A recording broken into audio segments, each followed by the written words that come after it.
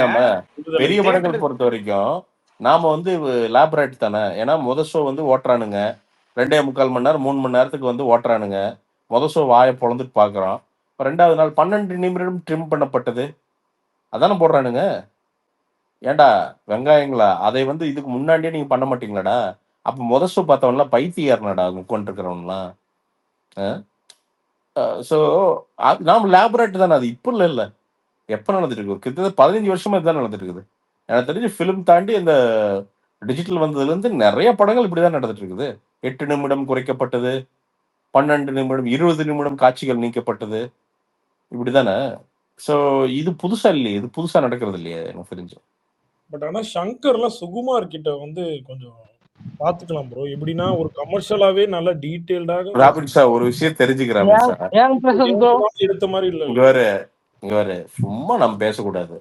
ஒரு வெற்றி வந்துடுதுன்னா அதுக்கப்புறம் என்ன தெரியுமா சொல்லுவோம்? சுகுமார் வந்து இதே வாய் என்ன சொல்லும் தெரியுமா? சுகுமார் வந்து சங்கர் கிட்ட கத்துக்கணும். பாத்தீங்கன்னா அவர் எப்படி ஒரு படம் எடுத்திருக்காரு. எல்லாம் வெற்றிக்கும் தோல்விக்கும் இருக்கிற வித்தியாசம் தான். நீங்க தானே சொன்னீங்க ப்ரோ ரிவ்யூல எவ்வளவு கோடி கணக்குல செலவு பண்ணி பாட்டு எடுத்து தூக்கி போட்டாங்க. இல்ல நண்பா, அதெல்லாம் கோவம் தான். நான் திருப்பி சொல்றேன். ஆனா மோக்கோ பாட்டா வச்சு படம் ஃபுல்லாவே அடிச்சு விட்டாங்கன்னா என்ன பிரச்சனை? இல்ல அதுதான் நண்பா. இப்ப இது என்ன திருப்பி சொல்றேன் பாரு. இது என்னன்னா மேசன் வந்து பாத்தீங்கன்னா மேசனை போய் வீடு கட்டுறா அப்படின்னா அவன் உள் கான்ட்ராக்ட் விட்டு கட்டினான்னா அந்த வீடு எப்படி இருக்கும்? இல்ல 7 மேஸ்திரி சேர்ந்து ஒரு வீடு கட்டினானுங்கன்னா எப்படி இருக்கும்? அந்த மாதிரி தான். நீ ஒரு படத்துக்கு ரெஸ்பான்சிபிள்னா நீ தான் ஒவ்வொரு ஃப்ரேமுக்கும் responsible. You have to be there at each and every frame. You have to own that frame. அது நீ பண்ணாம இருக்கிறப்போ வந்து பாத்தீங்கன்னா அந்த படம் ஜெயிக்கிறது வந்து இன்னைக்கு இருக்கிற சூழ்நிலையில சாத்தியம் கம்மி. சொல்லுங்க ப்ரோ. யாரோ சொன்னீங்க. Hi bro. எப்படி இருக்கீங்க? நல்லா இருக்கும் பிரதர். நல்லா இருக்கும் பிரதர். விடாமுயற்சி எங்க பார்க்கலாம்னு பிளான்? என்ன பிரதர்? விடாமுயற்சிண்ணே. விடாமுயற்சி இங்கதான் ப்ரோ, சென்னை தான். ஓகே, நான் பார்த்துட்டு உடனே ரிவ்யூ போடுங்கண்ணே. கண்டிப்பா பிரதர், கண்டிப்பா. திருப்பி வரணும் பிரதர். இந்த வருஷம் பெரிய வருஷம் பிரதர். என்னன்னா ரிவ்யூவும் நிறைய பண்ணணும். அதே மாதிரி செகண்ட் சேனல் இந்த பாட்காஸ்ட் நிறைய பண்ணணும்ட்டு. பிரசாந்த் அண்ணே, இப்போ இன்னைக்கு எஸ்டிஆர் பர்த்டே, அவர் கம்பேக் வேற, ஏதோ 3 படம் வேற வருதான். மகிழ் திருமணி இன்டர்வியூ எடுப்பீங்களா? மகிழ் கொடுத்தாருன்னு எடுக்கலாம் பிரதர். பார்ப்போம். 3 படம் என்னென்ன அனௌன்ஸ்மெண்ட் தெரியுமா? ஒன்னு வந்து பார்க்கிங் ராம், அவர் படம். இன்னொன்னு வந்து அஸ்வத் மாரிமுத்து அவர் படம். இன்னொன்னு வந்து 3வது வந்து நம்ம தேசிங் பெரியசாமி அவர் படம். இந்த 3 அனௌன்ஸ்மெண்ட் வருது. அதெல்லாம் எப்போ ரிலீஸ் ஆகும்? அது அவருக்கு தான் தெரியும். இதெல்லாம் உங்களுக்கு கொஞ்சம் ஓவரா இல்லையா? இல்லைங்க, தேசிங் பெரியசாமி படம் 2.5 வருஷமா சொல்லிட்டு இருக்காங்க. இல்ல பிரசாந்த், எனக்கு எஸ்டிஆர் பர்சனலா ரொம்ப பிடிக்கும். இல்ல அவருக்கு பர்சனலாவே தெரியும் நினைக்கிறேன் பிரசாந்த் அண்ணனுக்கு. ஆக்சுவலி ஏங்க, நான் என் தலைவன் வரட்டும். தலைவன் இங்க இல்ல. தலைவன் வெளியில சுத்திட்டு இருக்குது. பார்ட்டி வரும், வந்தா புடிச்சு கேக்குறேன். என்னதான் தலைவன் நடக்குதுன்னு கேக்குறேன். பிரதர், ஆக்சுவலி இது ஒரு சின்ன கொஸ்டின். இப்ப வந்து பாத்தீங்கன்னா, இப்போ இது விஜய் அஜித் மாதிரி அந்த லீட்ல இருந்த ஹீரோஸ் வந்து டக்குன்னு பாத்தீங்கன்னா இப்போ ஒரு படம் வந்து பெரிய ஹிட்டான ஹீரோஸ் படம் வந்து கம்பேர் பண்ணி பெரிய லெவல்ல பேசப்படுறாங்க. அது எப்படி பிரதர்? அது உண்மையாலுமே அவங்களுக்கு அந்த மார்க்கெட் இல்ல அது சரி ஓகே. இல்ல அது யாரு கேக்குறாங்க கேள்வி? நான் தான் பிரதர். டார்கெரியனா? ஆமா. இல்ல பிரதர், இப்ப நான் என்ன சொல்றேன்னா, அது பேசப்படுறாங்க இல்லைங்க. இங்க 20 பேர்த்த வச்சு பேசுறானுங்க. அதனால அவங்க விஜய் அஜித் தயார மாட்டானுங்க எவனுமே. என்னங்க, விஜய் அஜித் எல்லாம் 30 வருஷம் உழைப்புங்க. சும்மா ஒரு 50 பேர்த்துக்கு அமௌண்ட்டை கொடுத்துட்டு வந்து பாத்தீங்கன்னா பேசு, நான் தான் அடுத்து ஷாருக் கானு, சல்மான் கானு, விஜய் நான் தான் அடுத்து ஆக்கிட்டு, நான் தான் சிவாஜி கணேசன், சும்மா எதனா பேசிட்டு அதெல்லாம் கிடையாதுங்க. ஏங்க, அவன் மெரிட்ல 5 படம், அதாவது ஃபிளாப் ஆகிற படம் கூட 100 கோடி ரூபா கலெக்ட் பண்ணும்.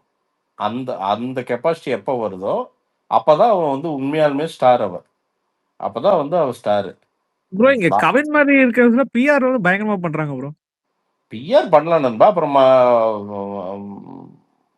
ஆடியன்ஸ் ஒண்ணு பண்ணுவான்ல, அப்ப அதுக்கு திருப்பி இல்ல எக்ஸ்போஸ் ஆயிருவாங்கல்ல லேட்டர். நான் திருப்பி சொல்றேன், இன்னைக்கெல்லாம் அதெல்லாம் முடிஞ்சது நண்பா. அதெல்லாம் இன்னைக்கு நைட்டு பண்ணா நாளைக்கு காலைல நியூஸ்ல வந்துடும். இல்லை எவனா ஒருத்தன் வந்து பாத்தீங்கன்னா ஏதோ ஒரு சேனல்ல வந்து உட்காந்து பேசிடுவானுங்க, இப்படி பண்றாரு அப்படின்னு பேசிடுவாங்க. பிஆர் ஒர்க் பண்றதுல இன்னைக்கு என்னன்னா ஒரு படம் ஓடுறது அப்படிங்கிறது வெறும் நீ பயங்கரமா நடிச்சிருக்கிற அப்படிங்கிறக்காண்டி மட்டும் கிடையாது. நீ ஆளா எப்படி இருக்கிற, கேரக்டரா எப்படி இருக்கிற, ஒழுங்கா நடத்துக்கிறியா, எச்சு பேசாம இருக்கிறியா, இது இது எல்லாமே ஆடியன்ஸ் கவனிக்கிறான். கவனிச்சுட்டு ஓகேடா அவன் நல்ல ஆளு. இப்போ மணியன் எதுக்கு ஓடுதுன்னு நினைக்கிறீங்க? ஆளா நல்ல மனுஷன், நல்ல மனுஷன், உழைச்சி வந்த மனுஷன், உண்மையாலுமே மெரிட்ல வந்த மனுஷன். சினிமாவுக்கு வந்து தன்னை அர்ப்பணிச்சு வந்த ஆளு. கீழ இருந்து ஒண்ணுமில்ல, அந்த டப்பிங் இதுல இருந்து புடிச்சு வரணும்ல, ஒரு நடிகன் ஆகணும்ல. அதுவும் பர்ஃபார்மராவும் சூப்பர் பர்ஃபார்மரா இருக்காரு அவரு. அததான் பிரதர் சொல்றேன். அது எது வேலிடேட் பண்ணுதுன்னா அவரோட ஹார்ட் ஒர்க் வேலிடேட் பண்ணுது. ஸோ ஆடியன்ஸ்க்கு வந்து என்னன்னா அது ஒரு பேசிக் மர்சி ஒன்று இருக்குது மணிகண்டன்னா. விட்றா, ஓகேடா, சின்ன சின்ன தப்பா பரவாயில்லடா, மணிகண்டன் படம்டா பார்த்துருவோம். எப்படி வந்து விஜய் சேதுபதிக்கு ஒரு பாயிண்ட்ல மர்சி இருந்துச்சோ அதே மர்சி இன்னைக்கு மணிகண்டனுக்கு இருக்கு. ஸோ மணிகண்டன் வளருவார். ஆனா வளர்ந்துட்டு உட்கார்ந்து பெரிய சித்தாந்தா அடுத்த இந்தியா வந்து எப்படி வந்து இப்போ நீ பட்ஜெட், இந்திய பட்ஜெட் எப்படி நடக்கணும், நம்ம வெளியுறவுத்துறை அமைச்சர் வந்து எங்க போகணும்னா நியாயம் பேசலானுங்கன்னா பாப்பானுங்க. அப்புறம் ஓஹோ நீ அங்க வந்துட்டியா, போடுறாவன அப்படின்ட்டு வந்து பார்த்தீங்கன்னா ஒரு 2 ஃப்ளாப் அவர் விழுந்தா அப்புறம் ஆட்டோமேட்டிக்காக வந்து பார்த்தீங்கன்னா அப்புறம் வழிக்கு வந்து வாயை மட்டும் படத்தை பண்ணுவாங்க. அது ரொம்ப இந்த சித்தாந்தம் எந்த லெஃப்ட் ரைட் எந்த விங்கா இருக்கட்டும், ரொம்ப சித்தாந்தம் பேசினானுங்கன்னா மக்கள் காண்டாயிருவானுங்க. நீ படம் பண்ற டே எங்களுக்கு தெரியும்டா அப்படின்றவானுங்க மக்கள். மக்கள் ரொம்ப தெளிவு அதெல்லாம். ஸோ இந்த இந்த அரசியலுக்குள்ளெல்லாம் போகாம வேலை. இப்போ அஜித் சார் எதுக்கு எல்லாரும் ரெஸ்பெக்ட் பண்றாங்க? அஜித் விஜயனும் சரி. இப்போ விஜயன் வந்து பாலிடிக்ஸ் கேக்குதா என்ன யாரு அவினாஷ்காரன் தான் பேச கேக்குதா? நதீன் ரிமூவ் பண்ணிருக்கேன். பேசாது, ரிமூவ் பண்ணாது, அவனாசிக்காரர் யாரோ ஒருத்தர் வந்திருக்காரு பிரசாந்த் அண்ணா. இல்ல ரிமூவ் பண்ணாத, அவன் பேச விட. அவன் யார் அது? போயிட்டாரு பிரசாந்த். யாரோ அவனாசிக்கார் ஒருத்தர் வந்திருக்காரு. அவனாசி ஓனர். அவனாசிக்குவேன் ஏதாவது சீனிவாசபுரத்துல அவனாசி அம்மா நிறைய எங்க ஊர்ல கஞ்சா நாயங்க நிறைய உருவாயிட்டானுங்க. ப்ரோ நீங்க பேசுறது எக்கோ ஆகுது ப்ரோ. கண்டினியூ பண்ணுங்க.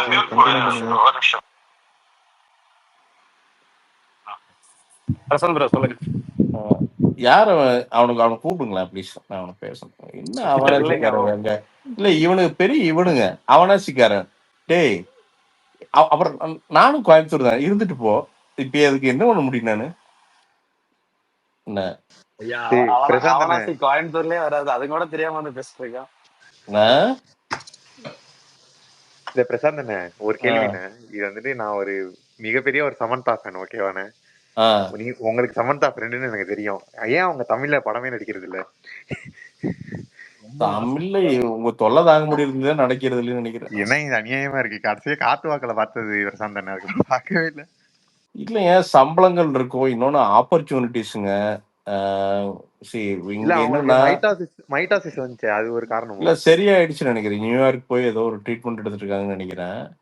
அது எனக்கு தெரிஞ்சு சரியாயிரும்னு நினைக்கிறேன். இன்னொரு ஒண்ணு எல்லாமே பிளட் தான் தலைவா. ஃபாஸ்டிங் பண்ணாலே எல்லாம் சரியாயிரும் தலைவா. ஃபாஸ்டிங் பண்ணிட்டு ஆர்ஜே விஷாலம் கூட பேசணும்னு வெயிட் பண்ணிருக்கேன். அண்ணா வணக்கம், நல்லா இருக்கீங்களா அண்ணா? பிரசாந்த் நல்லா இருக்கேன் விஷால். அண்ணா ஒன்னு கேட்கணும்னு நினைச்சேன் அண்ணா. ஏதாவது ஒரு இன்டர்வியூ பண்ணுங்கண்ணா. மகிழ் இன்டர்வியூ நீங்க பண்ணீங்கன்னா நல்லா இருக்கும். உங்க ரிவ்யூவோட இன்டர்வியூக்கு நான் பயங்கர ஃபேனு.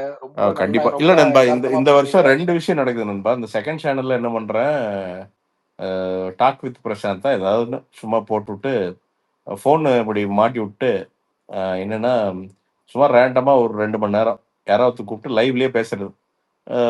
அதாவது டாபிக் இன்ட்ரெஸ்டிங்கா இருந்தா பேரோட பேசலாம். அப்படி இல்லைன்னா ஏதாவது வந்து பாத்தீங்கன்னா ஏதாவது வில்லங்காம பேசுறான்னா பேர் இல்லாம பேசுறான்னு சொல்லிடலாம். பேசிட்டு பொலிட்டிக்ஸ் டாபிக் பேசுங்க. பொலிட்டிக்ஸ் எக்கோ அடிக்குது. இப்ப இல்ல ப்ரோ. ஓகே. இல்ல பாலிடிக்ஸ் திருப்பி சொல்றேங்க, நமக்கு என்னங்க பாலிடிக்ஸ் தெரியும்? ஓரளவுக்கு பேசுறாங்க, அவ்வளவுதாங்க. நமக்கு என்ன ஏங்க, வாழ்றது மீறி போனா ஒரு 75 வயசுங்க. இவனுக்கு கூட கட்டி புரண்டு எவனாலைங்க கரும்பு பிடிச்சவனுங்க. நாம என்னங்க அடுத்தது அவன் முதலமைச்சர் ஆகிறோமா, அமைச்சர் ஆகிறோமா? என்னதாங்க பிரயோஜனம்? ஐயோ, இல்ல முரளி ப்ரோ மியூட் போட்டு முரளி ப்ரோ அன்மியூட் பண்ணுங்களேன். அதான் எக்கோ அடிக்குது. எங்க யாரோ ஒருத்தர். அதனால பொலிட்டிக்ஸ் எல்லாம் ஜாலிக்கு பேசலாம் ப்ரோ. அதை வந்து வெஞ்சன்ஸோட எல்லாம் எனக்கு பேசுறதுக்கெல்லாம் எனக்கு இஷ்டம் இல்லை ப்ரோ. சீரியஸா எல்லாம் ஏதோ ஒரு சர்வைவலுக்கு பண்றானுங்க பிரதர். பாவம், எந்த கட்சியா இருந்தாலும் சரி. பட்ஜெட்டை வந்து நீங்க உங்க டேர்ம்ஸ்ல எப்படி பாக்குறீங்க? பிளஸ் அண்ட் மைனஸ் மட்டும் சிம்பிளா இல்ல அதை விடுங்கண்ணே. இப்போ ஒரு கட்சிக்காரர் இவன் இந்த ராபின்சன் எல்லாம் பைத்தியம் ஆயிட்டான்னு நினைக்கிறேன். இந்த டைம் பாஸ் போய் பைத்தியம் ஆயிட்டான்னு நினைக்கிறேன். சும்மா எப்ப பார்த்தாலும் இப்ப பட்ஜெட் இப்ப நான் சொல்லி என்ன மயிர ஆகுதுங்க. நான் கேக்குறேன், இப்ப பட்ஜெட் நான் இப்ப வந்து எனக்கு பட்ஜெட் அருமைன்னு சொல்லி இங்க மயிர் ஆகுதான்னு கேக்குறேன். 300 பேருக்கு இது இதாகிறானு இப்ப கேட்டிருக்காங்க.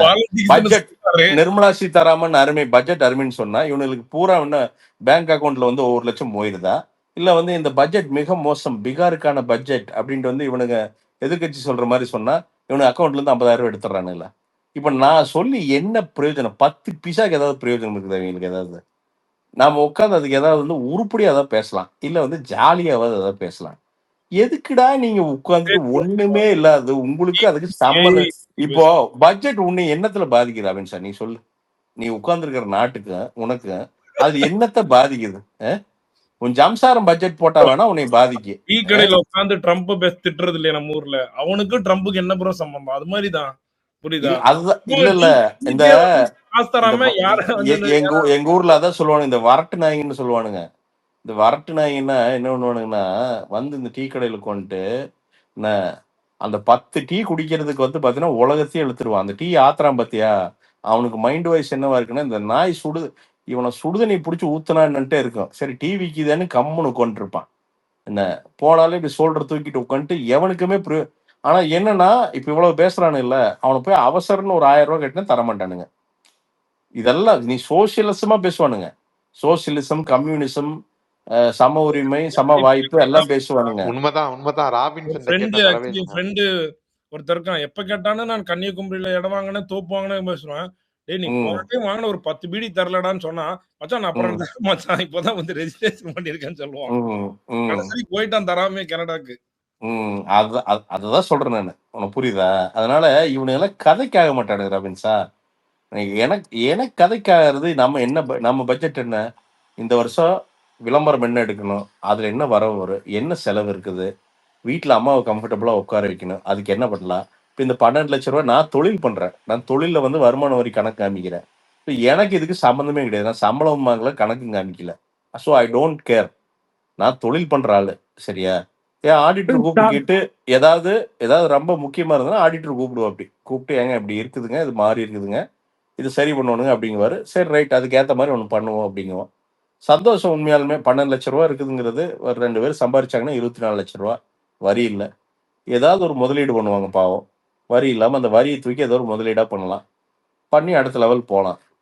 அவ்வளவுதான் ராபின்ஸா. இன்னொன்னு ஸ்டாக் மார்க்கெட், எஸ்ஐபி இதெல்லாம் பிரதர், அதெல்லாம் பொறுமை இருக்கிறவனுக்கு பிரதர். அதாவது ஸ்டாக் மார்க்கெட்டோ இல்லை எஸ்ஐபியோ இந்த ஒரு வாரத்துக்கு முன்னாடி எல்லாம் உட்காந்து ஊதிட்டு இருந்தானுங்க, மகுடி ஊதிட்டு இருந்தானுங்க, பூரா உலக அழியிற மாதிரி உட்காந்துட்டு ரெட்ன்னு இருந்தானுங்க. தான் திருப்பி ரெடி ஆகுது. எல்லாமே பொறுமைதான் பிரதர். ஹோல்டு பண்றதுக்கான தைரியம் வேணும் பிரதர். ஸ்டாக் மார்க்கெட்லாம் ரொம்ப நீங்க பெரிய அறிவாளியெல்லாம் இருக்கணும்னு வேண்டியதில்லை பிரதர். ஒன்னா இண்டெக்ஸ்ல அப்படி இல்லைன்னா பெரிய லார்ஜ் கேப், ஏதாவது நல்ல லார்ஜ் கேப் ஸ்டாக் இருந்ததுன்னா ஏதோ ஒன்று 2 வாங்கணும். ஆனா வாங்கினா அதுக்கப்புறம் ஒண்ணு பண்ணணும், என்னன்னா 5 வருஷம் பேசாம இருக்கணும். அது அவ்வளவுதான். 2 நாள் நியூஸ் பார்த்தானுங்கன்னா இவனுக்கு நெஞ்ச பிடிச்சிட்டு கரெக்டா மைனஸ்ல போகும்போது வித்துட்டுருவானுங்க. அப்புறம் நட்டமாயிடுதுன்னு போய் ஊர்லாம் சொல்லிட்டு எவனையுமே இன்வெஸ்ட் பண்ண விட மாட்டானுங்க. அது கிடையாதுங்க ஸ்டாக் மார்க்கெட், அது கிடையாதுங்க. எப்படி வந்து ஒரு வீட்டை ஒரு இடத்த வந்து முதலீடு பண்றோமோ அதே தான் ஸ்டாக்கும். இப்போ ஒரு வீடு இருக்குது அப்படின்னா ஜஸ்ட் பிகாஸ் வந்து பக்கத்துல இன்னொரு பில்டிங் ஆகுதுன்னு இந்த வீட்டை வித்துருவோமா? பண்ண மாட்டோம்ல. ஒரு வீட்டை கட்டோம்னா அதை ஹோல்டு பண்றோம்ல 20 வருஷம். ஒரு இடத்த வாங்கினோம்னா ஒரு 10-15 வருஷம் ஹோல்டு பண்றோம்ல. அதே தான் ஸ்டாக் மார்க்கெட்டும். நீ ஹோல்டு பண்ணணும், அவ்வளவுதான். பிரசாந்த் பிரதர், இவரு ஆர்ஜே விஷால் ப்ரோ சொல்லுங்க. அண்ணா ஒண்ணும் இல்லடா, இல்ல உங்களுக்கு ஓகேனா சினிமாவை பத்தி ஒண்ணுன்னு கேட்கலாமா? ப்ரோ கேளுங்க ப்ரோ. என்ன ப்ரோ? அண்ணா இல்லண்ணா எஸ்டிஆருக்கு பர்த்டே. உங்களுக்கு எஸ்டிஆர் பத்தி ஏதாவது 2 வார்த்தை சொல்லுங்கண்ணா. நீங்க நல்லா பேசுவீங்க. ரொம்ப நண்பர் பிரதர். நல்ல மனுஷன். ரொம்ப யதார்த்தமான மனுஷன். ரொம்ப உங்களுக்கு பிடிச்ச படமும் சொல்லுங்கண்ணா எஸ்டிஆர் படம். எனக்கு சிம்பு படம் ரொம்ப பிடிச்சதா? எனக்கு அந்த சிம்பு ரொம்ப பிடிக்கும். நம்ம இந்த பொட்டியா பட்டு வருவார்ல, அது என்னது? அங்க பழைய சிம்பு.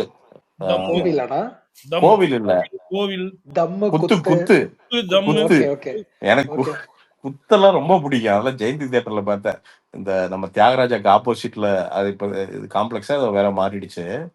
அப்பெல்லாம் சிம்பு சும்மா ஃபயர் பிரதர். அப்பெல்லாம் ஆளு செம்மையா ஒரு மாதிரி ஸ்டைலா ரவுஸா இருக்கும். அப்பப்போ வந்து பாத்தீங்கன்னா, அப்பப்போ சிம்பு பேட்டி கொடுப்பாரு. இந்த பக்கம் டிஆர், என் மக எவ்வளவு பெருமை தெரியுமா, என் மக வீட்டுக்கு வந்து வருமான வரித்துறை ரைடு வந்திருக்குது, அது எவ்வளவு பெருமை தெரியுமா, என் மகன் இந்த வயசுல என்ன பண்றான் தெரியுமான்னு அங்கிள் வந்து பாத்தீங்கன்னா பொலன்னு பொழந்துட்டு இருப்பாரு. சிம்பு வந்து பிரசாந்த் பிரதர் தலைவன் வந்து ஒரு 5 வருஷத்துக்கு முன்னாடி வந்து ஒரு லைவ போட்டுட்டு எனக்கு இருக்குங்க ஒரு 1000 கோடி சொத்து இருக்கு சொன்னாருங்க. 1000 கோடி கம்மி பிரதர். அதான் அவர் ஓப்பனா சொன்னாரு பிரதர். அவரு இங்க யாருக்கு 1000 கோடி கம்மி பிரதர். அவங்க இங்க போரூர்ல இருக்கிறது எனக்கு தெரிஞ்சு இன்னும் வந்து எனக்கு தெரிஞ்சு 93 94 ஏக்கர் இருக்குங்க. இங்கே ஆமா, அங்கேயே அவ்வளவு இருக்குதுங்க. அப்புறம் அதுவும் போக வீடுகள், ஹைதராபாத்ல வீடுகள் இதெல்லாம் இருக்குதுங்க. இது அவரு சொல்ற 1000 crores கம்மி எனக்கு தெரிஞ்சு. இல்ல நான் இன்னைக்குமே சரி தமிழ்ல விஜயனுக்கு அடுத்து ஒரு சூப்பர் டான்சர்னா அது அவர் ஒருத்தர் தான் எனக்கு தெரிஞ்சு. ரொம்ப பர்ஃபார்மர் பிரதர். வெறும் டான்சர் மட்டும் கிடையாது, பர்ஃபார்மருங்க. நீங்க எந்த ஷாட் எங்க கொடுத்தீங்கனாலும் சின்ன வயசுலயே எல்லாமே கிடைச்சங்காட்டிக்கு ப்ரோ ஹி காட் டயர்டுங்க. அவ்வளவுதான், வேற ஒண்ணுமே இல்லை. எதுவுமே ஒரு வாழ்க்கை மேல பிடிப்பு இல்லாம போயிடுச்சு. கல்யாணம் பண்ணா சரியாயிரும். அப்படி வரட்டும், ஏதாவது பிடிச்சி கல்யாணம் பண்ணி வச்சிடலாம். ரொம்ப தங்கமான மனுஷன் பிரதர். என்னன்னா ஒரு பெரிய கல்லங்கப்படமோ சூதுவாதோ இல்லாம, நீங்க சில நடிகன்கிட்டலாம் வந்து பாத்தீங்கன்னா ப்ரோ அவனுக்கு பெரிய ஆளா இருப்பானுங்க. நான் நிறைய பேர் சொல்ல விரும்பல. நீங்க ஆனா அவனுக்கு யதார்த்தம் கிடையாதுங்க. அவனு ஏதோ ஒரு கால்குலேஷன்ல நம்ம கூட பேசுவானுங்க. பின்னாடி போனீங்கன்னா ஒரு கால்குலேஷன்ல தான் நம்மளை பார்ப்பானுங்க. சிம்பு அப்படிலாம் கிடையாதுங்க. நீங்க தைரியமா போய் சண்டை போட்டு வரலாம். யோ என்ன அப்படி பண்ற போயோ நீ, நான் நேராவே சண்டை போட்டிருக்கேன். நான்லாம் 4-5 தடவை நேரா கண்டபடி சண்டை போட்டிருக்கேன். சண்டை போட்டாலும் அந்த உரிமையை கொடுப்போம்.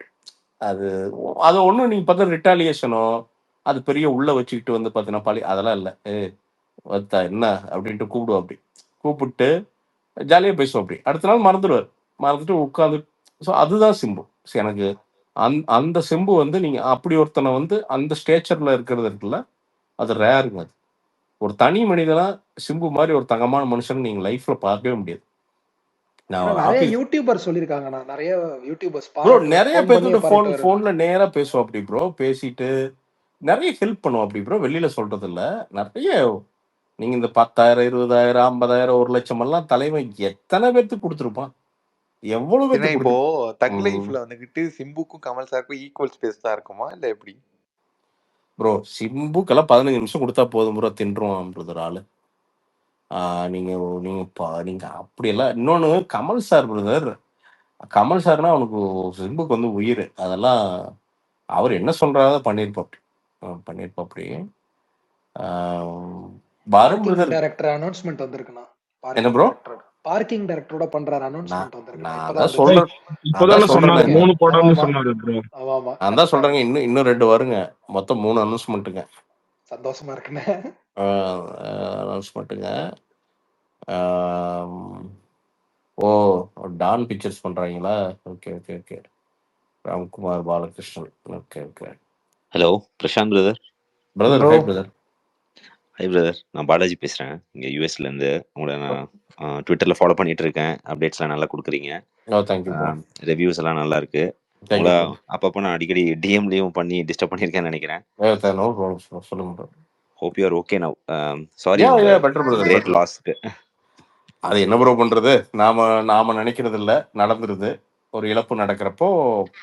But after everywhere there is calm brother. அது நேச்சர் ஆஃப் லைஃப் அப்படின்னு நினைக்கிறேன். ஸோ ஃபர்ஸ்ட் ஒரு 15-16 நாள் ரொம்ப பெயின்ஃபுல்லா இருந்துச்சு. And then now the thing is அந்த ரெஸ்பான்சிபிலிட்டி ஷோல்டர்ல இருந்த அந்த ஃபீலிங் வந்துருச்சு. அதனால வந்து என்னன்னா புரியுது.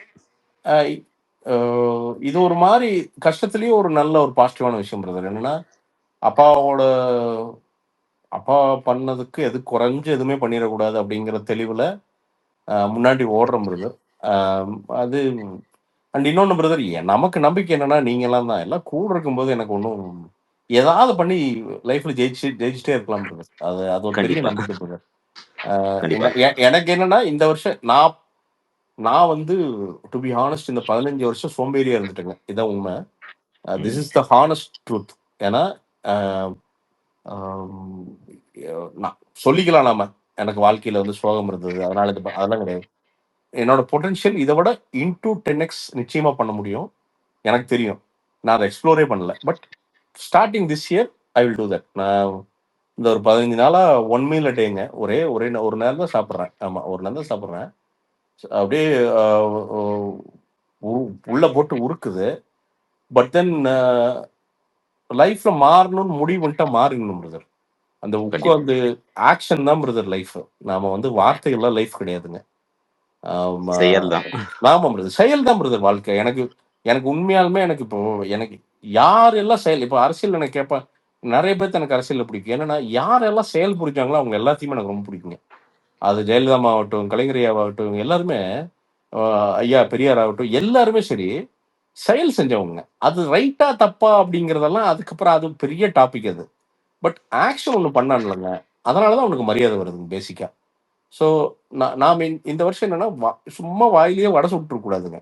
ஸோ இந்த வருஷம் திஸ் இயர் வில் பி எனக்கு வந்து என்னன்னா என்னோட ரிவ்யூஸை விட வேற கண்டென்ட்டுக்கு I have to be known for that content அப்படிங்கிறதான். அதுதான் பிரதர் என் மைண்ட்ல ஓடிட்டு இருக்கிற ஒரே விஷயம். அது எப்பவுமே மென்டலா வந்து பாத்தீங்கன்னா ஒரு 10 நாள் வந்து நானே எனக்கு லீவ் விட்டுக்கிட்டு அப்படியே இருக்கிறேன் பிரதர். அப்படியே காமாயி அட்ஜஸ்ட் நாம எங்க இருக்கிறோம், நம்ம ஃபினான்சஸ் எங்க இருக்குது, இதெல்லாம் பார்த்துட்டு இருக்கோம் பிரதர். எனக்கு 2 இது பேசணும் உங்ககிட்ட. ஒண்ணு வந்து சம்டைம்ஸ் நீங்க கொஞ்சம் நடுநிலையா இருக்காத மாதிரி தெரியுது. ஃபார் எக்ஸாம்பிள் இப்போ first look poster, second look poster வந்து விட்டுருந்தாங்க விஜய் அவரோட படத்துக்கு. அப்போ வந்து போஸ்டர் ஒர்க் வந்து அந்த அளவுக்கு கிரேட்டா இல்ல அப்படி சொல்லியிருந்தீங்க. அது பிடிச்சிருந்தது. பட் ஆனா செகண்ட் போஸ்டர் கூட அந்த அளவுக்கு தான் இருந்தது. ஆனஸ்டா சொல்லணும்னா நான் ஒரு ரஜினி ஃபேன், அதனால அப்படி எல்லாம் சொல்லல. பட் இன்னும் கொஞ்சம் விஜய் அவரோட படம் அப்படின்னா எக்ஸ்பெக்டேஷன் ஜாஸ்தியா இருக்கும்ல. புரியுது. பட் ஆனா அந்த போஸ்டருக்கு வந்து நீங்க லாட்ஸ் ஆஃப் ஒர்க்னு சொல்லி போட்டிருந்தீங்க. பட் ஆனா பராசக்தி பட போஸ்டர் பாத்தீங்கன்னா அவ்வளவு ஒர்க் இருக்கு அதுல. நல்லா கஷ்டப்பட்டு அந்த ஒர்க் தெரிஞ்சது அதுல. பட் ஆனா அதை நீங்க பாராட்டின மாதிரி எனக்கு தெரியல. சோ அது ஒண்ணுதான். அந்த பராசக்தி போஸ்டர் எனக்கு ஒர்க் ஆகல ப்ரோ. அது ஒவ்வொருத்தருக்கும் ஒரு ஒப்பீனியன் இருக்கும். மேஜரா யார் என்ன சொல்றாங்களோ அதான் நீங்க ஏத்துக்கணும். உங்களோட ஒப்பீனியனை கொண்டு வந்து நீங்க Balaji bro. But okay Balaji bro. இல்ல பாலாஜி ப்ரோ, என்னோட இதை நான் ப்ரூவ் பண்ணேன். இல்ல ஐ ரெஸ்பெக்ட் யூ. நீங்க அப்ப வந்து பராசக்தியை பத்தி மட்டும் வந்து பேசுங்க. என்னதான் கேட்டாரு? நான் யாரையுமே நான் அஃபெண்டா பேசவே இல்லையே. Let's wait. அவர் என்னதான் கேட்டாரு? ரொம்ப யாரையுமே அஃபெண்டா இங்க யாரையுமே பேசல. நான் தரேன். இல்ல விஜய் அவரோட படத்துக்கு இன்னும் கொஞ்சம் எக்ஸ்பெக்டேஷன் இல்ல பாலாஜி நீங்க சொன்னது வந்து ஐ அக்செப்ட் இட். என்னன்னா டார்கெட் சொன்னதுதான். என்னன்னா ஒவ்வொருத்தர் கண்ணுக்கு வந்து பாத்தீங்கன்னா சில டைம் பயஸ்டா தெரியுங்க. நான் உண்மையா நம்ம கேபிட்டல ஒண்ணும் இல்லைங்க. நான் ஃபர்ஸ்ட் எனக்கு செகண்ட் போஸ்டர் வந்து கொஞ்சம் வேலை செஞ்ச மாதிரி, உண்மையாலுமே இந்த சாட்டர்கேட்டியால ஒரு சின்ன ஒரு வேலை செஞ்ச மாதிரி இருந்தது. ஒரு கிளாஸியா இருந்த மாதிரி ஒரு ஃபீலிங் இருந்தது. ஸோ அதனாலதான் அது நல்லா இருக்குன்னு சொன்னே தவிர எனக்கு வந்து எந்த ஒரு எந்த சைட்ல இருந்து எனக்கு வந்து என்னன்னா யாரையும் கன்வின்ஸ் பண்ண வேண்டிய கட்டாயம் எனக்கு இல்ல brother, to be honest. Correct. So அதனால I can talk truth to anyone in the face and nobody will get offended. இல்ல அவர் அப்படி பயாஸ்டா இருக்க மாதிரி இருந்தா ஃபர்ஸ்ட் லுக்குக்கே அவர் சொல்லிட்டு போயிருக்கலாம். நான் சூப்பர் பிளாக் பஸ்டர்னு இருப்பேன். இல்ல அதுதான் சொல்றேன். என்னோட ஒப்பீனியன் அது, அவரோட ஒப்பீனியன் அது. அது எப்படி சொன்னாருங்கறத தெரிஞ்சுக்கிறதுக்காக தான் சொன்னேனே தவிர அதுதான் ப்ரோ. ஒவ்வொருத்தருக்கு கண்ணுக்கும் ஒரு மாதிரி தெரியும். இல்ல தட்ஸ் ஓகே ப்ரோ. அதான் I honestly agree that. And Thunivu PJ bro நான் சொல்றேன். எனக்கு வந்துகிட்டு பராசக்தியில சூர்யாடையும் அந்த துல்கர் சல்மான்ன்றது ரொம்ப ஒர்க் ஆச்சு. ஆனா இது சுத்தமா ஒர்க் ஆகல. அது ஏன் ஒப்பீனியன் அந்த மாதிரி தான் அதான் சொல்றது. புரியுது எக்ஸாக்ட்லி. யா honestly agree. So fine. Second question bro, ஷார்ட்டா முடிச்சிடறேன். இப்போ ஃபார் எக்ஸாம்பிள் வந்து நீங்க பிசினஸ்ல இருக்கிறதுனால கேட்கறேன். இப்போ எப்படி மார்க்கெட் அங்க எப்படி இருக்கு என்னங்கிறது எனக்கு ஐடியா இல்ல. பட் சே ஃபார் எக்ஸாம்பிள் இப்போ ஒரு 5 to 10 lakhs வந்து பிசினஸ்ல ஏதோ ஒன்று ஸ்டார்ட் பண்ணணும், ஒரு சின்னதா ஒரு பிசினஸ் கோயம்புத்தூர் அந்த சைட்ல அப்படின்னா என்ன நீங்க சஜஸ்ட் பண்றீங்க? உங்களோட அட்வைஸ் என்ன? அதுதான் என்னோட क्वेश्चन. மத்தபடி ஆல் தி பெஸ்ட், நல்லா பண்ணுங்க. थैंक यू ப்ரோ, நான் லிசன் பண்றேன். Very thanks much. என்னன்னா தேங்க்ஸ் ரொம்ப தேங்க்ஸ் ப்ரோ. ஒன்றும் இல்லை ப்ரோ பாலாஜி ப்ரோ, என்ன பண்ணுறாலும் சரி அதோட பேஸ்க்கு போய் அதை ஆராயம் பண்ணிடாதீங்க ப்ரோ. ஏன்னா ஃபர்ஸ்ட் என்ன தோணும் அப்படின்னா இந்த ஃபுட் பிஸ்னஸ் தான் தோணுங்க.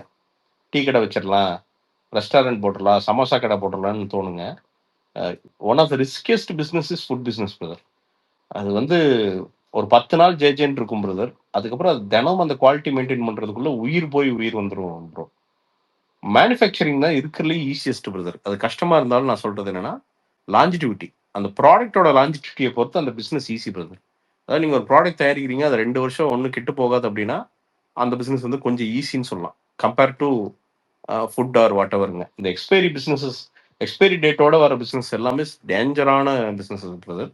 அது பண்ணுறதுக்கு உண்மையாலுமே கிரவுண்ட் லெவலில் உங்களுக்கு யாராவது பார்ட்னர்ஸ் இருந்து அவங்க வந்து if they really understand the market, அப்படி நீங்கள் ரொம்ப கான்ஃபிடென்ட்டாக இருக்கீங்கன்னா ஸ்டார்ட் வெரி ஸ்லோ பிரதர். எப்படின்னா ஸ்டார்ட்ஸ் வெரி ஸ்மால். நான் ஸ்லோ கூட சொல்ல மாட்டேன், start very small. For example if you want to start a restaurant, for example first ஒரு சின்ன பொட்டி கடை வைங்க ப்ரோ. ஒரு சின்ன ஒரு கண்டெய்னரோ ஏதாவது பிடிச்சி ஒரு பொட்டிக்கடையே மாடர்னாக வைங்க, அவ்வளோதான். மாடர்னாக வச்சு ஃபர்ஸ்ட் அந்த சாம்பிள் ஆடியன்ஸை டெஸ்ட் பண்ணுங்க பிரதர். இப்போ நம்ம ஒரு டீ கொடுக்குறோம் அப்படின்னா அது சரியா இருக்கா, அதோட ஃபீட்பேக்கே 1 வருஷம் ஆயிரும் ப்ரோ. அதை நீங்கள் தெரிஞ்சதுக்கு அப்புறம் தான் நீங்கள் ஒரு ஷேப்புக்கு வந்ததுக்கு அப்புறம் தான் பெருசாகணுமே தவிர பிரதர். இப்போ நான் பாருங்க, இப்போ கடை ஒன்று போட்டேன், பெருசாக ரன் ஆகல, ஆன்லைன் நல்லா போகுது. நான் அதை வந்து இப்போ டக்குன்னு வந்து அந்த கடையை தூக்கிட முடியும். ஏன்னா நான் இதெல்லாம் தெரிஞ்சுதான் பண்ணினேன். ஏன்னா நாளைக்கு இது பிரச்சனை ஆச்சுன்னா கூட இந்த இன்வெஸ்ட்மெண்ட்டை மினிமலாக வச்சுட்டோம் அப்படின்னா ஒன்றுமே இல்லை, கழட்டி தூக்கி அப்படி வச்சிடலாம் அப்படிங்கிற அந்த ஐடியாவோட பண்ணங்காட்டி பரவாயில்ல. ஆனால் இதே கடையை தேவையில்லாமல் ஏதாவது பெருசாக பண்ணி நான் வந்து if I have invested a lot on infrastructure, அது வந்து 0 ரிட்டர்ன்ஸ் பிரதர். அவ்வளோதான், முடிஞ்சுது. அது போனது தான். நிறைய பேர் அப்படி மாட்டிடுறாங்க பிரதர். இப்போ பெரிய ஐ மீன் இப்போ சென்னை மாதிரி இல்லை கோயம்புத்தூர் மாதிரி யாரில் மெயின் ஸ்பாட்ல பிடிச்சி அது ரெண்டே வந்து பார்த்தீங்கன்னா 1 lakh 2 lakhs வரும். நீங்கள் 4,000 square feet 3,000 square feet எடுத்து அதை ரெடி பண்ணுறக்கே 50 லட்ச ரூபாய் ஆயிருங்க. என்ன பிஸ்னஸ்னே தெரியாமல் 50 லட்ச ரூபா போட்டு ரெடி பண்ணீங்க, உள்ள போய் நீங்கள் பொருள் அதுக்கேற்ற மாதிரி வைக்க முடியாதுங்க. நீங்கள் கடைசியில் பிளாஸ்ட் ஆகும்போது இந்த 50 லட்ச ரூபா அந்த இன்வெஸ்ட்மெண்ட் டெட் இன்வெஸ்ட்மெண்ட்டாக மாறி திரும்பி வந்துடும். அப்படிதான் பிஸ்னஸ் லாஸ் ஆகுறதுங்க. ஸோ அந்த தப்பை மட்டும் பண்ணிடாதீங்க பிரதர். எந்த பிஸ்னஸ் நீங்கள் பண்ணுறதுனாலும் நீங்கள் இப்போ பண்ணுறன்னு நினைக்கிற ஸ்கேலில் 10ல் ஒரு மடங்கு மட்டும் இன்வெஸ்ட் பண்ணி 1 வருஷம் டெஸ்ட் பண்ணுங்க பிரதர். நீங்கள் ஓடவே உங்களுக்கான லாஜிஸ்டிக்கல் பிரச்சனை, எம்ப்ளாயி பிரச்சனை, ப்ராடக்ட் பிரச்சனை, கஸ்டமர் ஃபீட்பேக்கு, இது எல்லாமே புரிய ஆரம்பிச்சிடும் பிரதர். புரிஞ்சிருச்சுன்னு அப்படின்னா அதுலேருந்து ஸ்கேல் அப் பண்ணுங்க ப்ரோ, பொறுமையா. அப்படின்னா இன்னொரு 1 லட்சம், இன்னொரு 2 லட்சம் ஸ்கேல் அப் பண்ணுங்க. Scale up. இன்னொன்று பிரதர், இந்த லாபம் வந்து நாளைக்கு வரும், அடுத்த மாதம் வரும் அப்படின்னு நம்ம இந்த ஸ்டார்ட் அப் மாதிரி இன்வெஸ்ட் பண்ணிக்கிட்டே இருந்தோம்னா அதை விட முட்டாள்தனம் எதுவுமே கிடையாது பிரதர். கடைசிக்கு அசலாவது திரும்பி வரணும் பிரதர். அதாவது முதல் 2 வருஷத்துல நடக்கணும் பிரதர். லாபம் வராட்டியும் பரவாயில்ல, அசல்னா அட்லீஸ்ட் நான் என்ன சொல்றேன், போட்ட காசுல ஒரு 100 ரூபா போடுறோம்னா 90-80 ரூபா வர அளவுக்கா தொழில் இருக்கணுங்க. நீங்க 100 ரூபாய் போட்டு அதுல 20 ரூபா தான் வருதுன்னா அது 100 ரூபா வர்றதுக்குள்ள இந்த பிசினஸ் அழிஞ்சிரும் ப்ரோ. அதனால உங்களுக்குன்னு ஒரு ஃபார்முலா, நான் இதெல்லாம் வந்து என்னோட அனுபவத்தில் நான் சொல்றேன் ப்ரோ. பட் நீங்க மார்க்கெட் ரிசர்ச் பண்றப்போ உங்களுக்குன்னு ஒரு ஐடியா வரும் பிரதர். அண்ட் இன்னொன்று ப்ரோ, பேசிக்கா எவனையும் நம்பிடாதீங்க பிரதர். இங்க என்னன்னா காசு பற்றாக்குறை எல்லா பக்கமும் கிடக்குதுங்க. நீங்க இழுத்தானுங்கன்னா 10 லட்சம் ஆரம்பிச்சு 50 லட்சத்தை உருவிட்டு பிரதர், உங்களுக்கு ஒண்ணுமே தெரியாது பிரதர். வலிக்காத மாதிரி எடுத்துருவானுங்க வெளியிலீங்க. எடுத்துட்டு எல்லாம் நடக்கிற மாதிரி இருக்கும்போது உங்க காசையும் உங்களுக்கு திருப்பி தந்துட்டு இருப்பானுங்க 2 வருஷம். நான் இப்படி நிறைய நடந்திருக்கு பிரதர். அதனால சொல்றேன் நானு. நீங்க பாத்தீங்கன்னா ஒரு 50 லட்சம் போயிட்டு ஒரு 2 வருஷம் இது வந்து நீங்க இப்ப சொல்றது என்னைய தான். ஆக்சுவலி நம்ம ரொம்ப நாள் கழிச்சு பேசுறோம். Sorry for the condolence to you and your family Prashanth. ரொம்ப நாள் கழிச்சு பேசுறேன் நான் உங்கள்கிட்ட. சாரி, ரொம்ப வருத்தப்பட்டேன். ஆனா உங்கள்கிட்ட பேச முடியல. நீங்க இப்ப பிரசாந்த் இப்ப லாஸ்ட் ஒரு முன்னாடி பேசினதுலாம் எனக்கு தெரியாது. ஆனா லாஸ்ட் ஒரு 2 மினிட்ஸ் பேசுறாருல, எவனையும் நம்பாதீங்கன்ட்டு நான் ரொம்ப ஹார்டா சொல்றேன். எவனையுமே நம்பாதீங்க. ஏன்னா நான் 2020ல என்னோட சைல்ட்ஹுட் ஃப்ரெண்ட்ட வந்து என்னன்னா, இந்த ஷேர் மார்க்கெட்ல இன்வெஸ்ட் பண்ணி 1.5 crore, சின்ன அமௌண்ட் இல்ல, 1.5 crore வந்து நான் லாஸ் பண்ணிட்டு, இப்ப நான் மறுபடியும் சவுதி வந்து இப்பதான் நான் ப்ரீத்திங்க்கு வந்திருக்கேன். ஸோ பிரசாந்த் என்ன சொல்றாரோ அதை தயவு செஞ்சு கேளுங்க. ஷேர் மார்க்கெட்ல இன்வெஸ்ட் பண்றதுன்னா தயவு செஞ்சு கத்துக்கிட்டு நீ சொந்தமா உட்காந்து இன்வெஸ்ட் பண்ண. எவனையுமே நம்பாத. 5% 10% தருவேங்குவான். பிரசாந்த் சொன்னாப்ல இல்ல, 5 லட்சம் 10 லட்சம் தந்துட்டு 50 லட்சத்தை உருவிட்டு விட்டுருவான்ட்டு. நான் அதே மாதிரி தான். நான் 5 லட்சத்துல ஆரம்பிச்சேன். 1.5 crore கொண்டு வந்து விட்டு அவன் ஊரை விட்டே ஓடிட்டான். பொண்டாட்டி புள்ள எல்லாத்தையும் அப்பா அம்மா எல்லாருமே விட்டுட்டு ஓடிட்டான். அதெல்லாம் வேற யாருமே கிடையாது. என் சைல்ட்ஹுட் ஃப்ரெண்டு. ஓகேயா? எப்பவுமே அந்த ஏமாற்றுதல் வந்து பாத்தீங்கன்னா ரொம்ப க்ளோஸ் சர்க்கிள் இருந்தா வருங்க. நீங்க தெரியாதவங்க கூட, ஃப்ரெண்ட்ஸ் கூட, நீங்க தூரத்து, இப்ப நம்ம மெட்ராஸ்ல இருக்கிறோம், ஒரு ப்ராமிஸ் பண்ணாங்கன்னா அந்த வரவு செலவு எப்பவுமே அந்த ப்ராமிஸ்டா தான் இருக்கும். யாரையுமே ஏமாத்த மாட்டேறாங்க. ஏன்னா ஆப்வியஸ்லி சினிமாக்குள்ள வெளில தெரிஞ்சிரும், போய் வெளில பேசினாங்கன்னா தப்பா போயிடும் அப்படின்ட்டு அதுக்காவது வரவு செலவு வந்து சரியா வச்சுக்குவோம். பட் சிலவனுக்கெல்லாம் என்னன்னா அவன் பிறந்ததே ஏமாத்துறதுக்காக தான் இருக்குங்க. அது அப்படி கண்டிப்பா. பிரதர்ஸ், நான் உங்க எல்லாருக்குமே சொல்றேன். பிரசாந்த் இப்ப சொல்ற மத்த ரிவ்யூஸ் அதெல்லாம் விட்டுருங்க. ஆனா இதை தயவு செஞ்சு லிசன் பண்ணுங்க. அவருக்கு எனஃப் எக்ஸ்பீரியன்ஸ் இருக்கு. அதனாலதான் இவ்வளவுதான் சொல்றாரு. ஒன் ஆஃப் த ஒஸ்ட் எக்ஸாம்பிளாவே நானே இருக்கேன். சின்ன அமௌண்ட் இல்ல. 1.5 crore is not a small இல்ல. அது ப்ரோ பரவாயில்ல விடுங்க. ஏன்னா இது என்ன மேட்டர் அப்படின்னா, எல்லார் லைஃப்லயும் பிரதர் ஒரு தடவை காசு இழக்காம நம்ம வெளில வந்ததா எவனுக்குமே சரித்திரம் இல்லைங்க. நம்ம எல்லாருமே அவன் கெப்பாசிட்டிக்கு நீங்க எடுத்து பாத்தீங்கன்னா, நம்ம கெப்பாசிட்டிக்கு நம்ம ஒரு காசு இழந்துதான் மேல வருவோம். நீங்க சொல்றது சரிதான். பட் விச் இஸ் த நான் ஃபீல் பண்றது வந்து என்னன்னா, விச் இஸ் த காஸ்ட்லியஸ்ட் இல்ல ப்ரோ, பாவம். இல்ல நான் ரொம்ப காஸ்ட்லியஸ்ட் இல்ல ப்ரோ என்னோடது வந்து உங்க யாருக்காவது நடந்து நீங்க எல்லாம் சர்வே பண்றதே பெரிய ரொம்ப இல்ல. அப்படி இல்லன்பா. கொடுக்கறதே ரொம்ப. நிறைய பேர் பிரகதீஷா பேசுறது யார் பேசுறா? ராஜ்மோகனா? நான் ராஜா முகமது. ராஜமோகன் நம்ம பேசியிருக்கோம் பிரசாந்த் நிறைய. ஆமா பிரதர். இல்ல என்னன்னா ப்ரோ, மோகன் பிரதர், என்ன மேட்டர் அப்படின்னா, இது கண்டிப்பா உண்மைதான். பட் எல்லாமே மைண்ட் செட்ல தான் இருக்கு ராஜமோகன் ப்ரோ. என்னன்னா தயவுசெய்து திரும்பி பார்க்காதீங்க. அது முடிஞ்சது, அவ்வளவுதான். நீங்க அது முடிஞ்சது. நான் மட்டும் இல்ல. ஆக்சுவலி என்ன மேட்டர்னா, நான் மட்டும் இல்ல, ஒரு அரௌண்ட் 25-30 crores கிட்ட நிறைய பேரை ஏமாத்திருக்காப்ல.